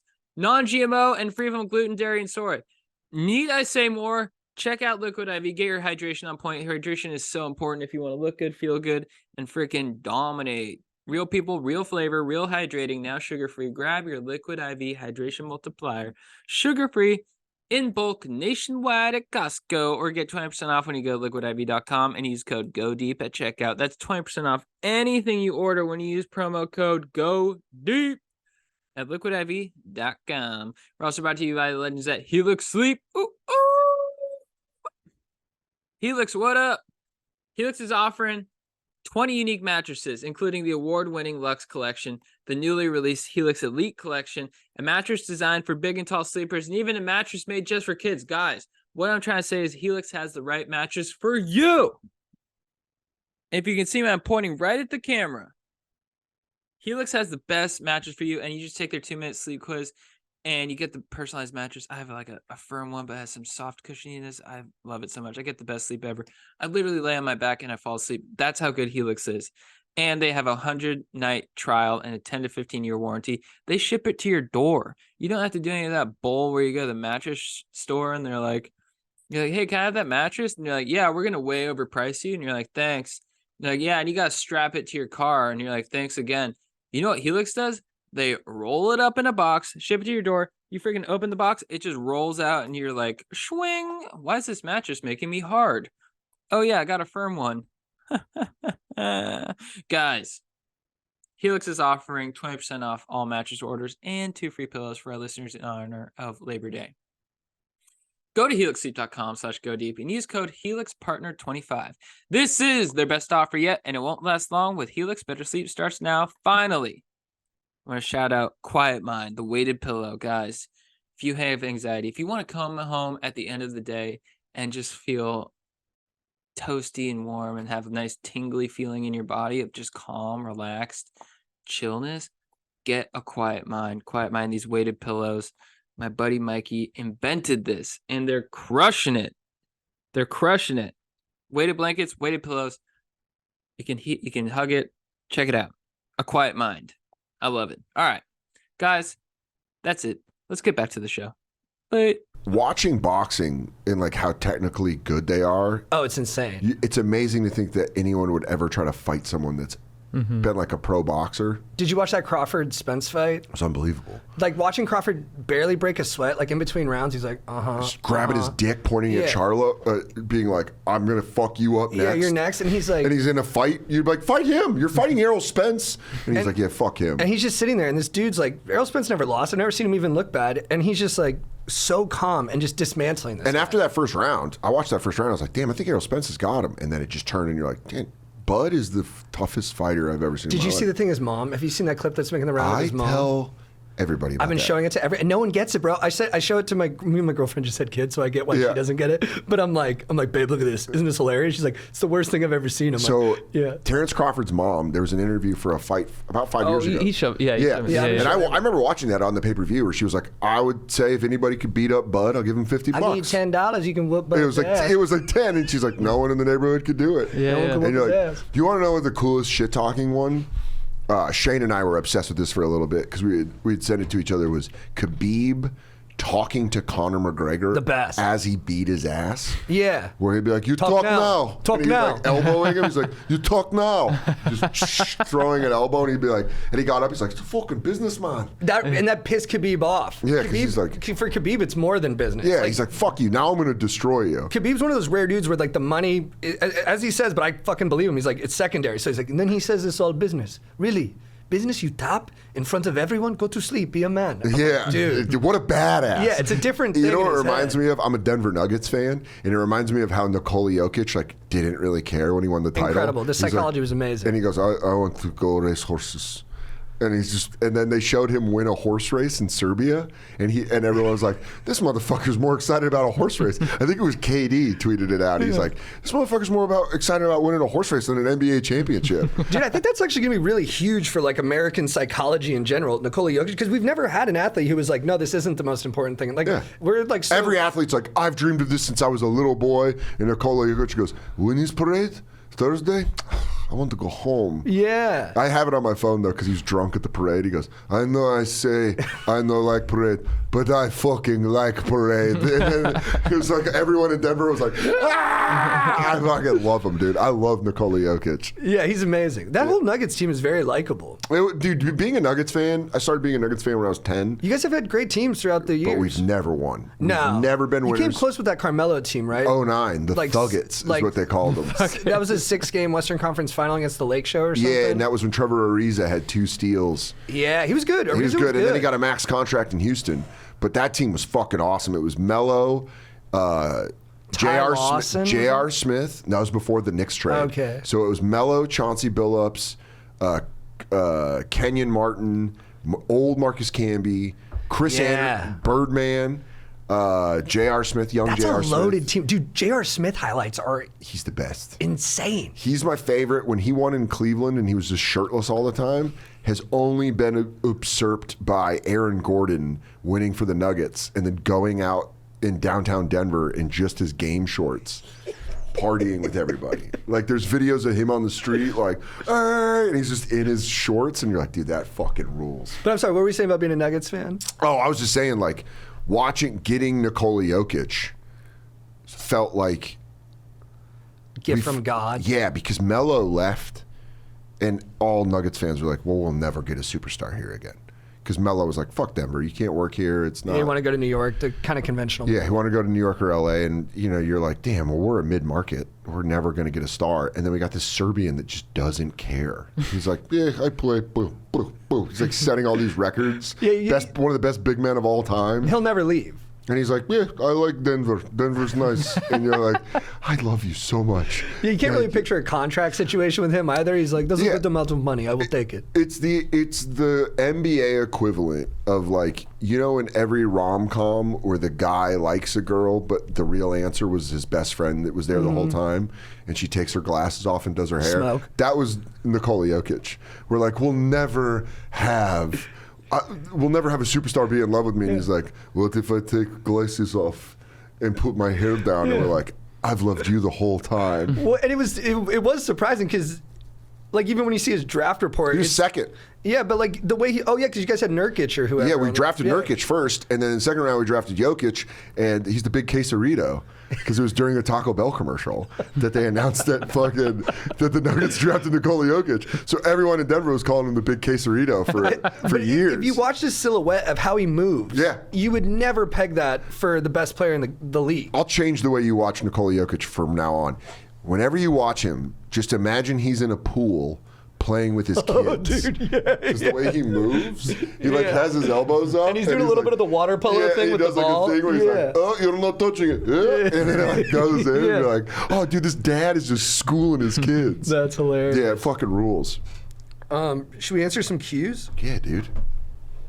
I love that you pulled it out of the backpack. I bring my backpack everywhere. I'm a big backpack guy. I'm a massive backpack guy. You rock a backpack? I love a backpack, and I catch a lot of shit for it. Yeah, I guess. And I think people who don't like backpacks are fucking idiots. Why could they? Do they say it's like young, like it's like a boyish thing to do to rock the backpack? I don't know, dude. I don't know. They think it's like not cool. New York, it's all about like having those. A satchel? A satchel? Yeah. Interesting. Like fancy satchels. That's cooler than a backpack? Right? A backpack That seems doesn't make so much sense more like to a me. guy A backpack, like, it's on. strapped Yeah, out. you can jump to a helicopter in a backpack. Yeah. But, I guess you can with those straps, but it just looks When you not bring action-oriented. it around, Yeah. when you slide it around, that doesn't. No, and you got to put it up. You got to be born in Yeah. Europe. Yeah, that's It's a not very, believable for. And I'm not our neck of tough the woods. or muscular enough to have a fanny pack. Are briefcases still a thing? Those were cool. I'll bring back Do a people still briefcase. do you rock briefcases? I would rock a briefcase. Dude, my I would dad had a too. briefcase. It was cool. Do that, and then your files. Well, the leather. Yeah, And then the put your clicks. code in, Oh, dude. and then hit the gold things on the side. Yeah. And you got to have a handgun in there. Yeah, Like a dude. pistol. Yeah, just be like, sorry, this is for real business. That's just in it's my case. favorite Seinfeld scene where he's like, "What do you use the briefcase for? Crackers." Dude, I think we could get a movement going. Dude, bring it on stage. Oh, just be like, do you guys want to hear jokes? Yeah. And then pop it open. To business. And then you go, okay, well, let's start off with this. Dating is weird. I forget where I heard it, but I heard Gary Busey had a suitcase when he was doing that life abuse, mind abuse. Oh, yeah, yeah. Comedy Central, and heard a PA one time got curious and opened up his briefcase and it was all candy. That's very funny. awesome. Dude, a candy briefcase fucking rules. That's awesome. Oh, man, I want a candy briefcase so bad. Yeah, you can make it like Just an walking Uber. around. You have Yeah. mints. You Yeah. have mints, Starburst. You go, do you want a snack? If you're, is your blood sugar level going down? And then you just pop it open. Like I would an even have a on-call light. doctor. I would have like a light, like Pulp Fiction, where you're like, and there you go. Laffy Taffy. There's a for you. nutrageous. Yeah, because you'd feel badass walking around, everyone looking at you, you'd be like, oh, that's a very serious guy. But then you know you've got this secret inside the Yeah. briefcase. You're just having fun. You're like a whimsical person. One of my friends who passed away, Kevin Barnett, used to have this great joke about he likes dressing up in a suit and having a suitcase and then going down to Wall Street and having it open. It'd be pictures of his dinosaurs go everywhere. Like pictures of drawings of dinosaurs, being like, "My documents! I need my documents." And you're like, "Dude, that would roll." All right, what up, Chad, JT, and hopefully Strider and Joe? I'm dating this girl that I really love. She's my perfect Khaleesi in almost every way. The thing is, I'm not that physically attracted to her. This sounds messed up, but because I don't think she's hot, I'm not as stoked to be posting stuff on social media with her as I was with my previous girlfriends, or even introducing her to my family and friends back home. Does that make me shallow, or is it important to think your partner is a smoke? Is there a time in your life where inner beauty just becomes more important than outer beauty? Have you guys ever dated someone that you thought wasn't that hot? Curious on your thoughts. I want to reiterate that we have a great relationship and I have no intentions of breaking up. Just trying to put this inner conflict to rest and look for a way to appreciate the great girl that she is. This is compelling, I think. It's a deep question. I think he saw it from a lot of angles. Like, it sounds douchey, but then it's like he clearly is aware of that and doesn't feel great about it, but he's being honest about what he cares about. And I think that honesty is like, if he wasn't honest about that, he could keep going in the relationship, and then like kind of that could turn bad. Yeah, it's like it's not fair to her. Yeah, it'd be like turn like into an infection, because he'd be like resent her because he hasn't dealt with the feelings. So him asking that's actually like, I think pretty brave. I don't know if you want to call it that, but like, to deal with that kind of emotion. What's that unlikable courage? That's like weird to call brave, but does take courage to be unlikable. It takes courage to be like, I'm not that attracted to her. And I think the thing is, if you're like looking for the one, I think you have to be attracted to them. Like that is, it's not shallow. You have to be physically attracted to them. And it could be shallow, but like, doesn't mean it's not important. It's all what you want in a partner. Exactly. Because there's some guys that just want to date smoke shows and they don't care if they're smart or funny. They just are like, oh, you're hot. You're just like a trophy, and I love that. And there's guys that are okay with that. And then there's guys that are just like, oh yeah, my girlfriend's like my best friend. But you can really find who you want, but you have to know what you want first. I think there's like an important thing where it's as you go on in the relationship, you can see other hot girls, and you're like, you can acknowledge that she's hot. Sure. But that there's just no world where you would ever compromise your relationship now for that. I explained that. That's a really good. I explained that to my fiance when we first were like, when I started going back on the road heavy. I go, you got to understand something. I'm 40 now. Yeah. I can see a hot girl and immediately be like, appreciate it. Be like, oh, that girl's really hot. You won't provide me with a fifth of what my fiance gives you got that bar in there. Yeah. It's just like, so it would be like, even if worst case scenario, even like hypothetically, worst case scenario, I ended up hooking up with that girl. The second it ended, I would want my girlfriend. Right. Because that's who I love. Yeah. So I just don't want that. So I wouldn't want to ruin that. Nothing is worth that. Yeah. Like no hotness is worth ruining a good thing. But if you're not attracted to her, and to make it a little gentler too, it's like you're not saying she's not attractive. Yeah, he's not attracted to her. Like the person you end up with might even be like consensus-wise less attractive than that person, but it's just your person. It's important. So if he's not attracted to her, he might be attracted to a woman that his friends might not find as hot. But you're like, you have to be works for him. to her. The smell, the juices, it all goes. It has to be And she deserves a guy who's fucking super into her and wants to bang her. And maybe what he's feeling right now is just like, this might be one of the first relationships where he's felt a connection beyond a physical thing. He's growing up. He's learning. Yeah. So he's like starting to learn like, oh, I actually kind of want someone that relates to me better. I want a partner. Yeah. You want a partner. And if you want a partner, sometimes that is like you have to be physically attracted to them. I think too, it's like, what was I going to say? It's like, this is something where if he doesn't have that attraction, it could just turn into like a best friend situation. But without, like, you can have like your girlfriend as your best friend, but without any desire to have sex with them, or that, she doesn't want that. Yeah. No, she wants to feel like she's fetching to whatever broski she's charging up. Yeah, everybody wants to feel sexy, attracted to each other. Even if there is intimacy issues, even if there's all that, the baseline has to be you're attracted to them. Yeah. You know what I think is coming up next for this dude too? And I don't think he's a shallow guy by any stretch, but I think he's gonna overcorrect, go with a super smoke, and then he's going to feel the pain of dating someone who's super hot and that the whole world's chasing on, and then he's going to be like, all right, let's level down. Yeah, and then he'll find that sweet spot. You got to find the sweet spot. And the sweet spot is, everyone talks about the one, but I think it's also you finding what you want in a person. Well, it's like, to your point about like, let's say you hooked up with an influencer. It's like you just play that future game of like, well, what would a conversation with them be like? Yeah, and it's like you can look at their ass, but it's like, what would it be like going to the beach with them when they like take my picture 40 times and you're like, I don't want to do that. No, the soul death of that. Yeah. There's like, I knew I was going to marry Katie because it was like, oh, there's no one else I've ever felt like has completely understood me, that I've been attracted to, made me laugh, like made me want to change stuff about myself. Not in a way of like, a girlfriend's making me change stuff, but like, oh, I didn't realize I don't listen well. Right. Or like, I didn't realize sometimes I'm selfish in these situations. And then you change that stuff and you're like, I'm a better person because of Dude, it. it's huge. The wanting to be better for someone. Yeah. And you can't fake that. No. You cannot, if you're not into the person, you cannot fake it. You'll do stuff out of obligation, but it won't have that horsepower. And then you behind it. resent them because it's out of obligation. And you're like, you should be grateful I'm even doing this shit because I don't even want to do it and I'm just doing it so that you'll feel okay. I'm a hero. Yeah. But you're not. You're bludgeoning them slowly. Exactly.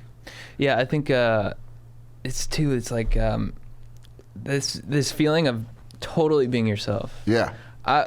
With my current girlfriend now, I've never had that with any girl where you're just like, you're like attracted to them, but you're like, oh, I can also like treat you like my brother a little bit. Yeah, you could fuck around. Yeah. You could fuck around and like, that's how you get inside jokes. Yeah. That's how you get things where like you have references where you're like, oh, I remember this. And they're like, And being yourself with someone in a relationship was something I had never done before in my current relationship. Yeah.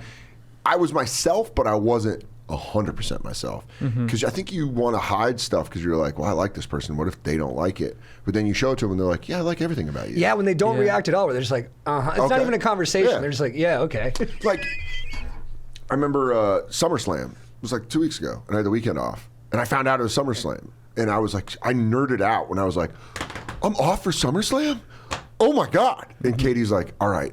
She knows I love to eat like shit when I watch wrestling. And she's like, you're still trying to lose weight, so be cool about it. Like, eat, but it wasn't in a way, I didn't feel embarrassed. I felt like, oh, you know me. And she's taking care of me. She's just keeping an eye on She's taking it. care of me. And she's like, listen, we're not going to get Van Leeuwen's. I know you're going to want to order ice cream. Let's not get Van Leeuwen's, but we can eat pizza. And I'd be like, fuck, this rules. It just rules having someone know exactly the dumb shit that I want to do and being like, well, why don't you not do? She wasn't like, you can't have, you know what I mean? It was like someone that genuinely knew me. That after that day, I was like, you were right. I shouldn't go crazy. When they can appreciate your silly side and your genuine interests. Yeah. Where it's like, even if they're kind of embarrassing. Yeah. They'll be like, they'll help facilitate. Yeah. They'll be like, oh, we should go.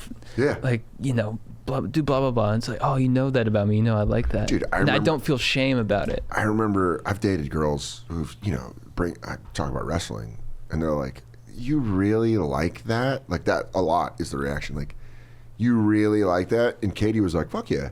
Yeah. What do you like about it? And I'm like, it's just like explaining it. And she goes, all right. And then I took her we went to an AEW event, and she was like, nerd out, dude. This is your place. Go nuts. And you're awesome. like, awesome. Yeah. You're like, awesome, thank you. You're like, I'm really gonna show you a side that's gonna dry you up. Yeah. So I hope we make it past this. But yeah, it is. That is great. It's almost tougher on you where you're like, wait, so then they're so smart because like, I've had girls who were like resistant towards things I liked, but I knew were harmless, and then it made me want to push harder into those things to like be like, no, I'm going to defend my identity. You could become defensive. Yeah, no, and I'm like, this is okay, and I got like a level of anger that wasn't even proportional to the thing we were talking about. Dude, I didn't realize how defensive I was until I dated her, and she'd be like, "Why are you getting defensive about that?" She's like, "You think I'm attacking you? I'm not. I'm genuinely asking you a question." I'd be like, "Just because I want to do that," and then you're like, "Shit, sorry." And then you get embarrassed. You catch up to yourself, and you're like, "Wow, if they don't react and they're being cool and they're just calling it out, then you have to be like, because the other person reacts, then you're both on the same. You start barking. You're in a each mud other. fight. Everyone looks bad. But then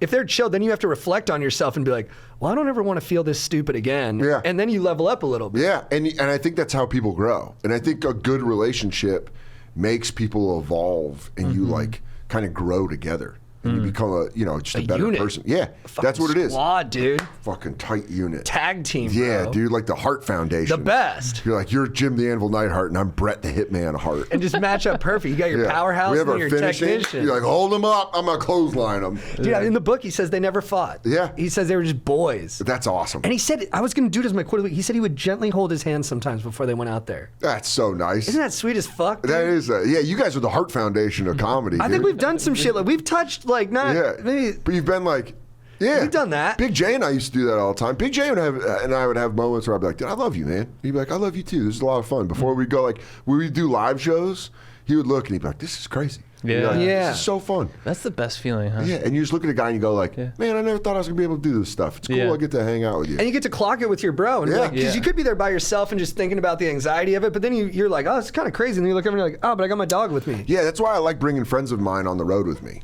Because you're like, this is fun. You just like look to your friend and you're like, we've been in way worse situations. This is pretty cool. Yeah, it's an adventure. Yeah, it's absolutely. And when it's a good show, it's like it's because it's so easy. It's that stuff you thought about in the future, and you're like, man, that would be so cool to even just do like a set at the Laugh Factory, or Sure. something, where you just like you're an open mic and you're Yeah. like, man, that'd be cool. But then to like share that moment where you actually register, you're like, Yeah. oh, we've arrived at We like did it. at these like these checkpoints. Yeah, And, like, it's or cool just as hell. Be on the road, and you're I love it, dude. I love it. Yeah. Like, I'm going to go do Irvine Improv tonight, and then a good American club. Comedy Company Yeah. in San Diego. Like that one, too. with Louis Katz. Yeah. And Louis Katz has been my boy for fucking 15 years. Yeah. And it just happened to be like, yeah, dude, I can give you like I should make good money this weekend. I can pay you more than you'd make. Doing whatever doing other like a gig. one-nighter. Why don't you come on the road with me? And I got your hotel, I got your travel, and then you're like, let's fucking hang out during the day. Let's go get lunch. Yeah. Like go to a taco spot or Just something. talk shit. Yeah, talk shit and like catch up. He just got married. I'm getting married, so it's like, it's fucking fun, dude. I love it. That's what I love about comedy. The thing Yeah. I love about the most about comedy, besides being silly and like making people laugh, is legitimately the camaraderie. Dude, weird cue, but are you doing your own vows, and are you going to do them like a promo? I don't know. That's sick. That would be sick, though. Like, are you going to go Yeah. Macho Man Where I on go, it? yeah. It started in 2014. Yeah. You were in a relationship. Yeah, but I knew that the cream rises. Yeah. Just keep pulling out little creamers. Yeah. The little cream rises. And then in 2019, yeah. A year before the world ended. Yeah, just cut Dude, it like that's that. beautiful. That would man. be fun. That was really beautiful. And I And then might- Macho Man was such a romantic, right? You talked about that. I should have proposed to her the way he did, where he, will you marry me? And she goes, you remember that? And Miss Yeah. Elizabeth goes, oh, yeah. It was so beautiful to see him be. There was a real vulnerability to Yeah. him that's just like He was great. undeniably connects you to him. Yeah, it was Macho Man fucking ruled. Yeah. And Miss Elizabeth, shout out Miss Elizabeth, R.I.P. Tough. Yeah. All right, last cue. Tough way. What up, Sultans of Stoke? I'm a senior in high school, Santa Clara, and I play competitive club boys volleyball. Coach my girls' varsity team for school and hit the gym.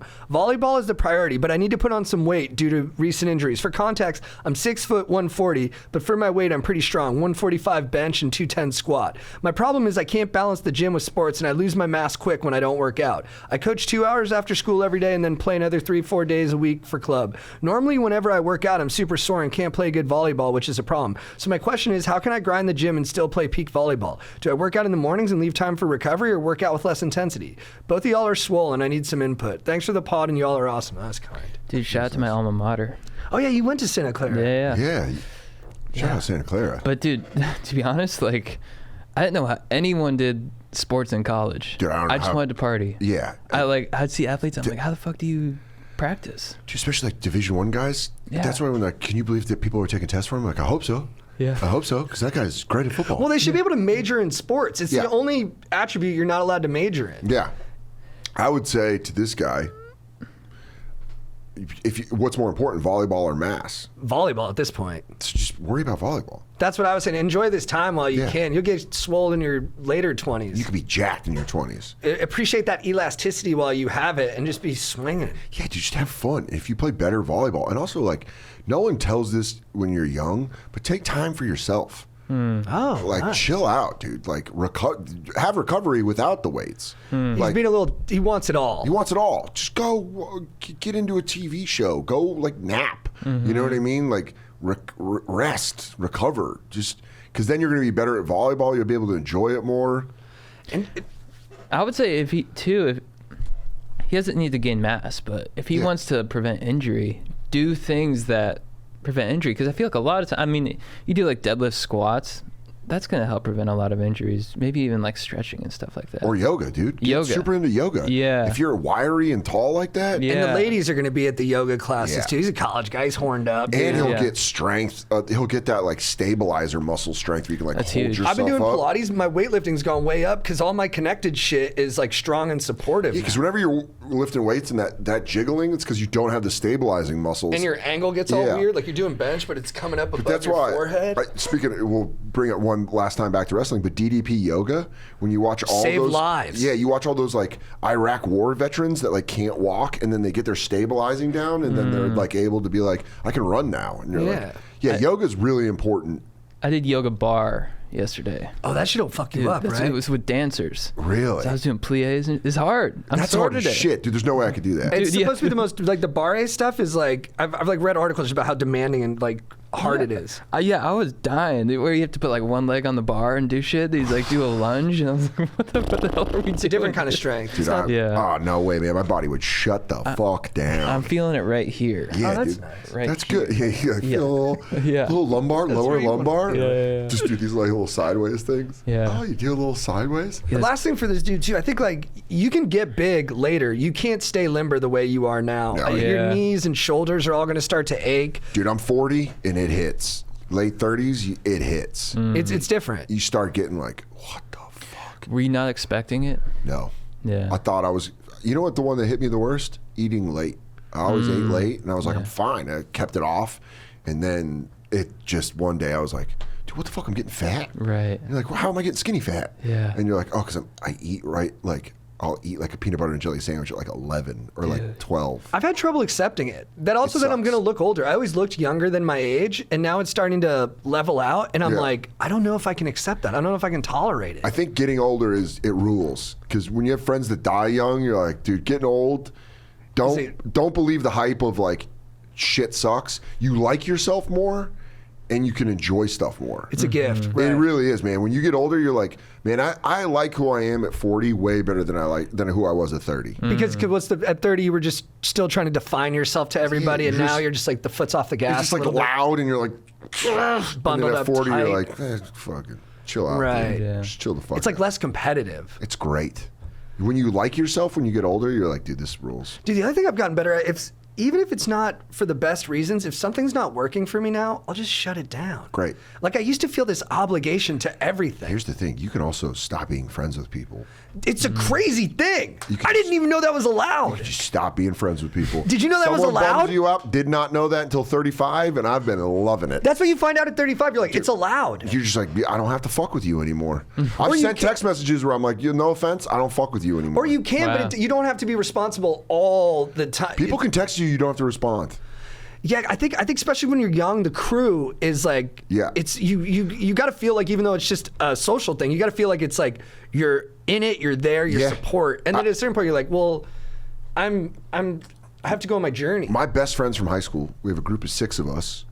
We still talk, zero pressure. We don't talk for 3 months. That's fine. That's how Call I- one of them up. How you doing? Good, man. Not like this, like, you haven't called me.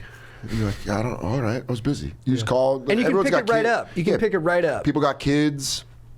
You just go see them. You have dinner. Kid goes to bed, and you're like, yeah, you're still Joel. You know, you're still Foo-Jack. Like, this is fun. Foo-Jack. Yeah, dude, Foo rules. Yeah, we all got a food jack. Everyone, Yeah. Foo-Jack, shout out Foo-Jack, Chad, Joel, Zach. That's a good crew, Everybody. dude. Yeah, dude, we They had a sound like great some group. good dudes, bro. Yeah, Garapay, dude. It was a good group. My group from Aurora when I was growing up, they're still my best friends. Yeah, It's great. I'm going out with my high school buddies in a couple weeks to do our fantasy football draft. Yeah, It's just that's fun as hell. Yeah, they're the best. Yeah, Foo-Jack got married in Guatemala in January. We Oh, all that's went perfect. down Oh, that's there, and it was awesome. so small, but it was our group with all our wives and stuff, and we were like, this fucking rules. We were like, if we knew this was gonna happen when we were 16, they're like, this fucking rules. Dude, you know what's cool when you're so young and everyone's kind of a scumbag, but Yeah. cool. Yeah. Not like a big like real scumbag, but you're just like everyone's just kind of a piece of shit figuring themselves out. And then you just watch people turn into like still fun, still cool, but like sensible adults who are Yeah. like responsible and shit. What's funny is my friend Chad's wife, Jenna, she was the first wife. And so she's watched all of us become mature. Right. And she's like ushered in every wife. Like, hello, I know is how how this they do things goes. around I here. know. And then I got to introduce Katie to her, and she was like, oh, you're my favorite one that Soder's ever dated. And she was like, oh, awesome. And I was like, Jenna rules. Jenna's the best. So, yeah, hell yeah, I love that shit. That's a good scene. Is your crew all spread out, or are they still in Colorado? Most of them are in Colorado. I think 4 out of the 6 are in Colorado, and then 2 of us are in New York. Okay, cool. So it works. Yeah, Because yeah. like the one that's in New York, when the Nuggets are playing, I'm like, dude, come over. We'll get Yeah. pizza and watch the Nuggets. Yeah. And then you're just watching it with your boy that like, we were watching Nuggets playoff games when we were 15 together. Yeah. You know, and you're like, oh, fuck, this is crazy. That's awesome. Yeah. It's pretty wild. Fun as hell. Dude, so we do one last section where Yeah. we give out like our of the week awards. So it's beef, which is just something you're pissed off at, babe and legend. It's a lot to think about. I'm sorry. No, I love it. Do you want to go last and so you got a Yeah. little time to cook it up? Yeah. You guys cook it. You guys go, and then I'll come with mine. Copy. Chad, who's your beef of the week? My beef of the week is my dog's beef curtains. So she's she's in a large. So she has a vagina. Obviously.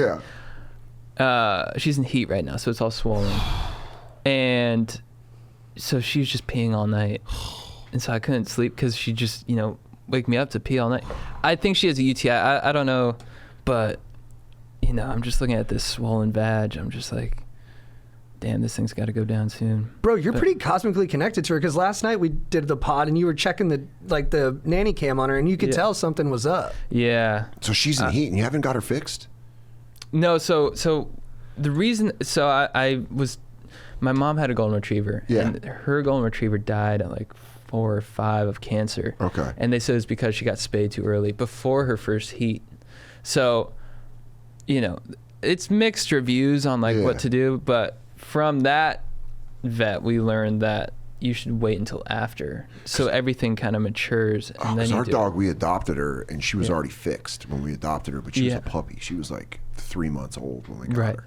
Oh, So she was we're- already fixed before that. Yeah, so I mean, we're like- some vets say that that's better. We're worried. Right. She's fine, but Yeah. dude, the thought of like, I'd be like, I fucking can't. I love my dog so Yeah. much. Oh, dude, but yeah. when you see a problem like that with him, you're like, this sucks, dude. Yeah, because you can't talk to them. Yeah, can't be And- like, what's up with your puss? Yeah, dude. Is your puss all right? Because she's barking. That's how you know she's not the one if you can't talk to her. Yeah, Yeah. you can't talk to her about her puss, dude. Well, because she's in heat too, so I'm Yeah. like, are you just trying to fuck? That's so funny. Like, are you just trying to mark your Yeah. territory? Yeah, Or she's is- just horned up, dude. yeah, to but a then- frustrating level. But then she's just peeing everywhere, and I'm like, you poor thing. Because they're so sweet. Yeah, Yeah. yeah. And it's also, too, like, to your point about I never know what there's always mixed reviews on, like, what's healthy, what's not. Sure. It's sort of like diet, where they're Yeah. like, you can't eat nuts, you can't Yeah. blah, blah, blah. And you're like, I'll go to one vet, and she'll say one thing, I'll go to another, and she'll say another. I'm like, Yeah. I'll just do whatever I feel is right, but and I'll take obviously the expert's advice, but yeah, but No, but you that's gotta the trust worst. yourself. You do have to you take the expert's advice, but I feel that too, where you're like, but I do have to kind of I have my instincts on these things. Yeah. Yeah, and it's just Which I think is the- okay. Yeah, absolutely. So that's your beef? That's my beef. Yeah, That's good just beef. her urinary issues right now. Yeah. Dude, mine might be a bit too macro and a little hard to pin down, but my beef is all the fucking bullshit. I'm late to the party on it, and I don't want to get us into hot water, but just sometimes when celebrities get put on blast for look, if it's crazy criminal shit, I totally understand it. But I guess specific to the Jonah Hill thing, and I've been waiting to talk about it because I was a little bit first I was it's just not my business. If he was my neighbor, if he was dating my Sure. friend, then I'd be like, all right, yeah, let's not invite him over. He's a douche, blah, blah, blah. But I'm like, I don't have to hang out with him. So to me, it's on that level of thing where it's I don't know. It's just not The my timing business. felt weird. Yeah, it was. Yeah, I guess to the initial start of it, I just meant all the fucking bullshit. I'm I just can't believe I'm even been juggling it for a month and that's my choice. But Yeah. I'm I don't know. He's not my neighbor. Yeah, I don't live next to the guy. I get it. Well, then the people on Twitter or social media are like, I guess he's a piece of shit now. And and you're like, Yeah, we're very fast to judge people. Let me check your text messages. You know what I mean? Yeah. Like, Yeah, you probably had someone from a previous relationship where you were shitty. yeah. And I think also people don't even recognize that they are that person. Like, I bet you if I was like, well, I bet you've been a piece of shit, they'd genuinely look at me and be like, no, I haven't. Yeah. And then I'd be like, well, have you ever cheated on someone? They're like, well, kind of. But that's different. You didn't understand the situation. Yeah, it was very complicated. Everyone's like, always situational. yeah. That's and what I'm it like, always is. Nah, dude. Nah, Nah, dude. nah, Nah, you a bud. bad dude, bro. And I'm a bad bud. dude. Nah, bud. Yeah, I'm just like, nah, dude. Nah, you ain't that good. Nah, bud. And not everybody's that bad. Yeah. Well, it's that group thing too. They're like, oh, this is how I'm supposed to think now. And I think it's Yeah. it's at max levels right now. There's Yeah. stuff in my face with it, and, Yeah. and I'll eat it because I don't know any better. But I want to. It's not good for me. I get it. I get that. I get that getting mad about that. Cause you're like, what the fuck, dude? Yeah, and I'm judging all these fucking people. And Yeah. I'm like, dude, I'm not. And you don't want to do that. No, and I want to be real about my mistakes and not be afraid to say I have mistakes because I fucking get it. Because people turn on me. Yeah. Like I'm rock solid. Basically, I'm insecure and defending. Like, dude, I'm rock You solid. go, and also, why are you wearing those bikinis? Fucking slut. What are you doing? Exactly, bro. So turn I'm it- not a you bad go- guy. You go way too Look, hard on Jonah Hill's side. I've sent some texts I Another wouldn't thing, want out Why are there. you surfing with dudes? But look, Yeah, I've no apologized. surfing, I've man. apologized a lot too. Yeah. Apologies go a long way. I loved the way he put in the text. He's like, look, I respect your talent as a surfer Yeah. and your skill. Just no boys. You rip. No dudes. No dudes. it's tough in surf keep culture the wieners. too. Keep the wieners away from you. Right. You fucking rip. And I respect that. And that's why I date you. But just you can't be fucking putting out here with that sweet ass fucking body. yeah. Yeah. If I see you Kelly Slater, I'm going to lose my shit. Yeah. I'm gonna kick the shit out of you, bro. All right, so what's your beef of the week? My beef of the week is family with my grandma. I found out my grandma has been lying to me for 10 years and keeping money that I send to her, and she's been stacking it up and then turning around and telling me she doesn't have any money. And then she broke her hip this week, and we have to start doing all this stuff to like find out where to put her and all this stuff. And someone reached out to me and was like, yo, I got her bank info, and told me, and I was like it happened today. And I was like, on the drive down here, like, what the fuck? Whoa. Wow. So it's weird because your family could do fucked up shit to you when you're trying to help know. them. Yeah. And then you're like, God damn, dude, so that's my beef. That's a good beef. But it's also, she's coming out of hip surgery today, so I can't really see myself being like, what's up, bitch? Well, Want to lie to me, huh? So it sucks. It No, sucks because I love her. I love her a lot. And it's just like a real thing of like, damn it, dude, this is really going to... Bro, therapy 101, right? You got to juggle. I love these people, and they let me down tremendously. It's that Yeah. two distinct realities that are just Yep. living side by side all the time. Yeah, dude. So... Dude, and if your grandma really fucked up like that, like I'll go rent her from the town. Like, whose car are we taking? Yeah, dude. Me and Chad will roll over there. Yeah. And I hope she's okay, We'll but get your stats I hope she back, gets dude. back into good health where I can bring this up. Yeah. yeah, That's what you want. How are you gonna? You just gonna be like, so what's up with that? Or are you gonna come at her like full? Oh, I'll be like, barrel? yo, you're not getting any checks from me anymore. And she'll be like, why? And I'll be like, slide that paper over and be like, Yeah. there you go, right there. I'll tell you why. That's why. You've been stacking this cash. Dude, that's the slidey thing too when it's a grandparent who does the. Well, she's from the Great trickery. Depression, too. So I get why she's doing it. Yeah, She's from Oklahoma in the Great Depression. miserly so attitudes kept I them understand- alive. I understand that, but you're like, dude, I've been helping you, and you've been making me feel bad like I haven't been doing enough. And you've been Right. stacking cheddar. Damn. So, and I can't touch that money. So you're like, all right. It's that thing in life where someone disappoints you. You're like, like why? Why You know is what it this? reminds you? Why is Remember this when your been put parents were like, before I'm me? not mad, I'm disappointed? Brutal. Yeah. And then it comes all the way around. It's And the you're look- like, I'm disappointed in you. Yeah. You're disappointed in me for smoking weed at 14? I'm disappointed in you for stacking cash and not fucking telling me the truth. I will say my parents are real G's that way for the most part, where if I call them out on it, I'm like, you disappointed me. I can see it register in their eyes. And whether My that's- mom is real cool about that. My grandma's, she's 96, so she's kind of like, she's just I've lawless. been through world wars. Yeah, she's like, Shut up! Whatever, your grandpa killed Japanese people, you pussy. and I'm like, I know, but you There's some truth there could too. have fucking told me you were just taking Right. the checks. That's true. All right, Chad, what's your babe of the week? Or who's your babe of the week? Dude, my brother, he's having a baby boy. Hey, Yeah, congratulations. his third kid. All right, dude. Yeah. Fun uncle, dude. Yeah. So psyched for him. He has a daughter and then a son and then another son on the way. That'd be badass. Did they have the name yet? No, we were trading names because he made his his first son, a junior. Okay. Yeah. All right. So now that's a lot of pressure on that second name. Yeah. So That kid's gonna be like, why are you the fucking follow up and I'm not? dude. Yeah, we were talking. Well, like we were just pitching all of our names. That's fun. We were like my dad, Robert. Yeah. It should be Bob. Yeah. Hell yeah, dude. A We should bring young Bob. back. Well, Dude, those young names Bob. are unique now too, because Yeah. everything's Yeah. going like Holden or Caden and like Yeah. It just be like a Frank. yeah. There's no Franks, Bobs. Just like Franklin. It goes by Frank. Frankie. Dude. I love Frankie's that. a good one. Frank's fun. Yeah. Dude, my baby of the week is Mike Tomlin, coach of the Pittsburgh Steelers. I just don't shout him out enough. I'm a big Steelers fan, and I love the way they do it with coaches. You know, I've only had basically 2 throughout my lifetime. Like Noel might have been there at the tail end, but You've had Cower and Tomlin. Cower and Tom, both great, and both just like look fucking perfect on the sidelines. Like just look like what you want a football coach to look like. Me and my brother were just watching Tomlin clips yesterday. He's like, has anyone ever worn aviators better? They just match his Cool face as hell. perfect. And he just has great like sayings, you know? He's the best. Like there's no shortcuts. He'll just say something like that, just leave it there, not even explain it, but there's no shortcuts. And you're like, it's fucking A right, man. Thanks for Fucking A, leading Mike. these men, dude. Yeah, dude. I'll follow your lead. My baby of the week is my buddy I grew up with, Mike McDaniel, who's the Miami Dolphins coach. You're buddies with him? I grew up with him. Yeah, like I was at a Dolphins he's a practice. legend, I dude.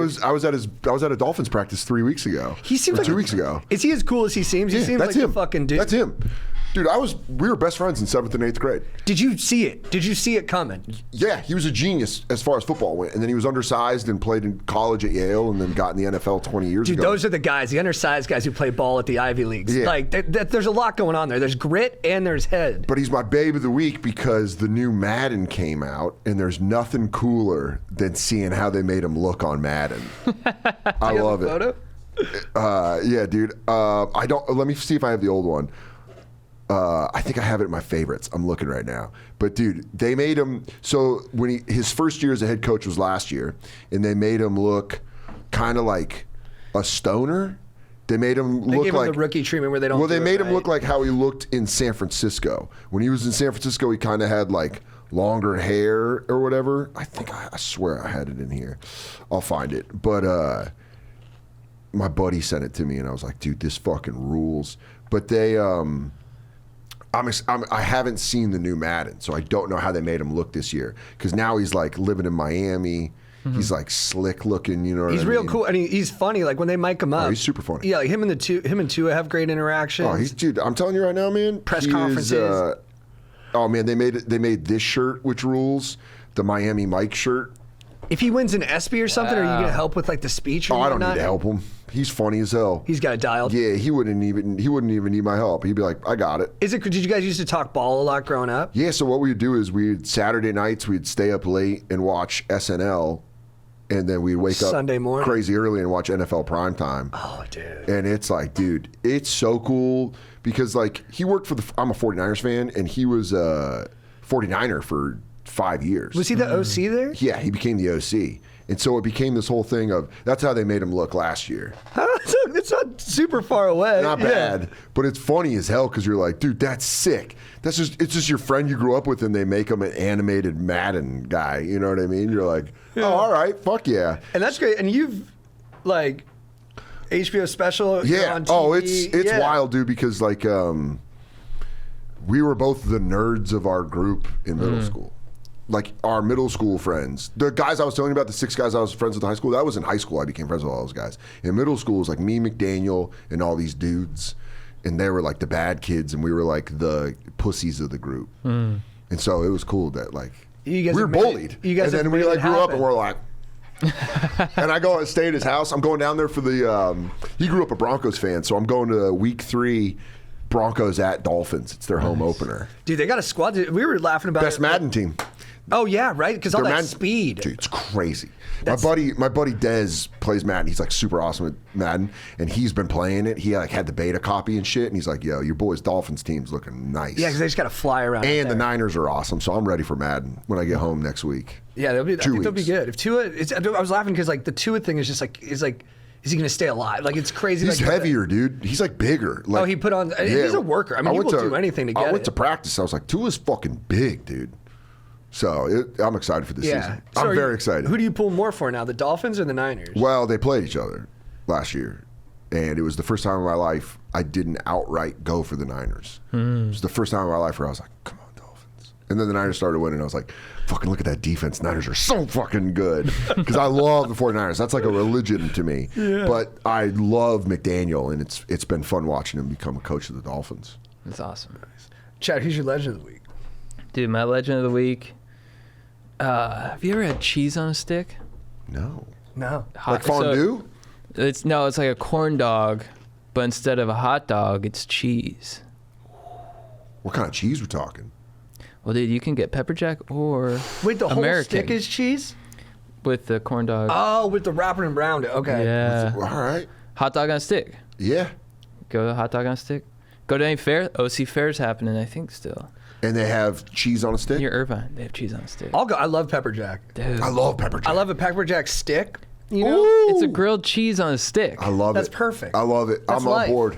And the corn dog exterior, which I think is, I mean, I don't know if you want to say that's more tasty than sourdough, but It's the best. it's up there. It's up there. Sourdough's Yeah. my favorite shit, but I Yeah. get what you're saying. Yeah. Yeah, but the breading on the corn dog doesn't exist anywhere else. Nah. No. It's That very corn dog consistency. specific. Yeah. And it always works. Yeah. I mean, you can get a nasty corn dog if it's like frozen or something, but at fairs, you're always safe. And Yeah. depending on how you define safe. Your tummy's not safe, but the taste is safe. Yeah, hell yeah. Yeah, it's That's a good. good pick, dude. Yeah. What's yours? Dude, I'll go food too. My legend of the week is these chips that Aaron gave me before the pod that were 17 grams of protein, 3 grams of carbs. So you think they're going to taste like shit, but they taste like lettuce that's been spiced up with Mexican sauce. It's fucking delicious. I don't know. Maybe there's some, like when I see numbers like that, I'm like, there's something not to be trusted here. Like there's got to Yeah. be a deeper chemical like compound in here that's eroding something valuable in me. But I got to say, I'm going to go buy them, dude. Those chips. Do you want to shout it out, Aaron? Who knows what damn. the name of them are? Well, Who next the episode. fuck knows, dude? That's a cliffhanger, dude. Dude, maybe I'll text Jake, our editor, and be like, "Hey, maybe throw up an image of these." Yeah, chips. that might work for the next. You're gonna bring people back to the next episode to be like, "What are a those hook. chips?" It's a hook. Yeah, hook them in. They taste like tacos, right? Do you have some? No, that's what Aaron was telling me. They're good, dude. They taste like tacos, Aaron? They're called like quartz, quaint, It's like it's a nutrition brand. for sure. Hell yeah. Well, nutritious chips rule. Yeah, they're really nice. My legend of the week is Queens of the Stone Age. Oh, yeah. I just saw them at Forest Hills in New York, and I've seen them like over 15 times, and they were as good as I've ever seen them. That's awesome. And I fucking loved it. That's your band? That's my band. That Number one song- all time. That one song, I'm going to forget From it. the new one or old? No, it's from No like One Knows? 2000. Not No One Knows is great, but Go with the Flow? I like, you think I ain't worth a dollar? Oh, yeah. That's the first track off Songs for the Deaf. I always play that when I work out, Yeah, hell yeah. and I'll imagine two things: one, me in a Toyota Supra doing a burnout, Nice. or two, me base jumping. Hell yeah. Hell yeah. That would be a fucking... I haven't done either. I Just kind as of want the to do yelling- both. As the yelling, as you Dude. base jump and the... Yeah, dude. Or that's being the way at, to go. on the side of a plane skydiving and doing a backflip off the plane as soon as when it's like... it starts jamming. Yeah. The life on now! And you'd be like... Yeah, but they ruled, dude. They were really good. And that's the. I think I looked it up, but I was the dude was the dude who was in the group that was there for the terrorist attacks, right? Yeah, Josh Homme drums in Eagles of Death Metal, and he's best friends with Jesse Hughes, who is the lead singer of Eagles of Death Metal. So Josh Homme wasn't at the shooting. Oh, he wasn't there? He wasn't Oh, there, sorry, my bad. but because he was on the road with Queens of the Stone Age, but he went back when they did the concert after a year with them, like showed up because they're best friends. They grew up together. That's nice. But yeah, dude, I fucking love Josh Homme and Queens of the Stone Age. Chad, quote of the week. We'll take it home here. Just a quote of the week. All right, mine's. This is gonna be a repeat. I couldn't think of anything, so Oh wait, but I skipped you. What do you mean? Oh, you just did it. Queen's the Stone Age. It's from American Pie. Oh, nice. This is from with Stifler and what's that actor's name? Jason Biggs. Oz. Sean- oh. Oz. Oh, Chris Klein. Chris Klein. Oh yeah, from Sean William Scott and Oz. Yeah. Yeah, hell yeah. Strider, or no, I said Strider. Stifler, fuck. Why do you have to be so insensitive all the time? That was a good beat. Yeah. What? Whatever. That's my quote. Yeah. When he's trying to look cool in front of Mina Savari or whatever. Yeah, but I mean, Sean William Scott's what? It's just It was an all-time performance. It put him in like that Sean Penn Spicoli range. Yeah, it really did, man. He got a good run off that. Have you seen Goon? Yeah, loved it. That's the best. Loved it with Liev Schreiber. It's fucking great. And is the heavy in it? Yeah, so good. Dude, mine's from the Hitman Heart. This is him. So like Hitman seems like the dude, but when he was on the road, he wasn't the most faithful dude. But the way he talks about it is like compelling. He says, I was proud and guilty all at once. In this dichotomy of conscience, the guilt never diluted the pride. I suppose some may judge me harshly. If only they could walk a mile in my shoes. They might be surprised to find that they couldn't lace them up fast enough. When all was said and done, my fondness for women kept me out of trouble. It may have even saved my life when you consider how many wrestlers died from their drug and alcohol addictions. Okay. He's Yeah. being like, hey, I could have been a fucking drug dealer, but a drug addict, but instead I was getting that pussy. Yeah, I like him ranking the addictions and like Yeah. even being competitive about that and being like, mine was the smartest and probably the best one to have. Mine kept me the safest in my body, the most active. And it also means chicks like me the most, which is kind of cooler than just being good at coke. Yeah, hell yeah. That's fucking hilarious. No, that Vice is way better. I didn't die from it. Fuck, what's my fucking quote of the week? Probably I've been talking about Young Frankenstein a lot, the Mel Brooks movie, and the part that there's a quote where Gene Wilder is talking to Dr. Frankenstein is talking to Igor, and he's like, where did you get the brain that I put in him? And he goes, you won't be mad?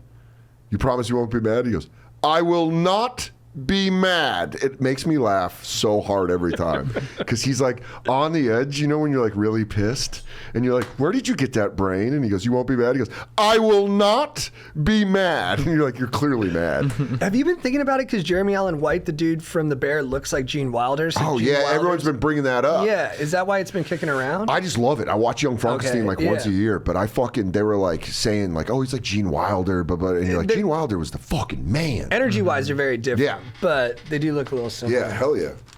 Oh, these are the chips? Do you guys want to try them? I'll try one. Quest. They're called chips. Quest. They have a cool name. Quest. It's the same as chips. Quest bars? I think so. Oh, that's who makes them? Oh. Dude, you can taste like the lettuce. Tastes like lettuce, right? Yeah. Woo! Damn. 17 grams of Look protein. at that. It's That fucking- taco salad. Yeah. That rocked, dude. That is really good. Good, right? That's fucking real good. All right. Good job, Like a Quest. Taco Bell. You and your Oreo bars and this shit, this fucking rules. Yeah, they got a good R&D department. Yeah, they We do. went through Taco Bell. Their R&D department. Dude, we're not even sponsored by them. I'm really, this would be a great ad. Their Maybe they'll R&D pay me. is so good, dude. Yeah. Oh, man. This is fun as hell, man. Dan, thank you for coming. Yeah, Thank you for guys coming on, rule. man. It was a Yeah. pleasure. Thanks for having me on. Pleasure to for meet sure. you.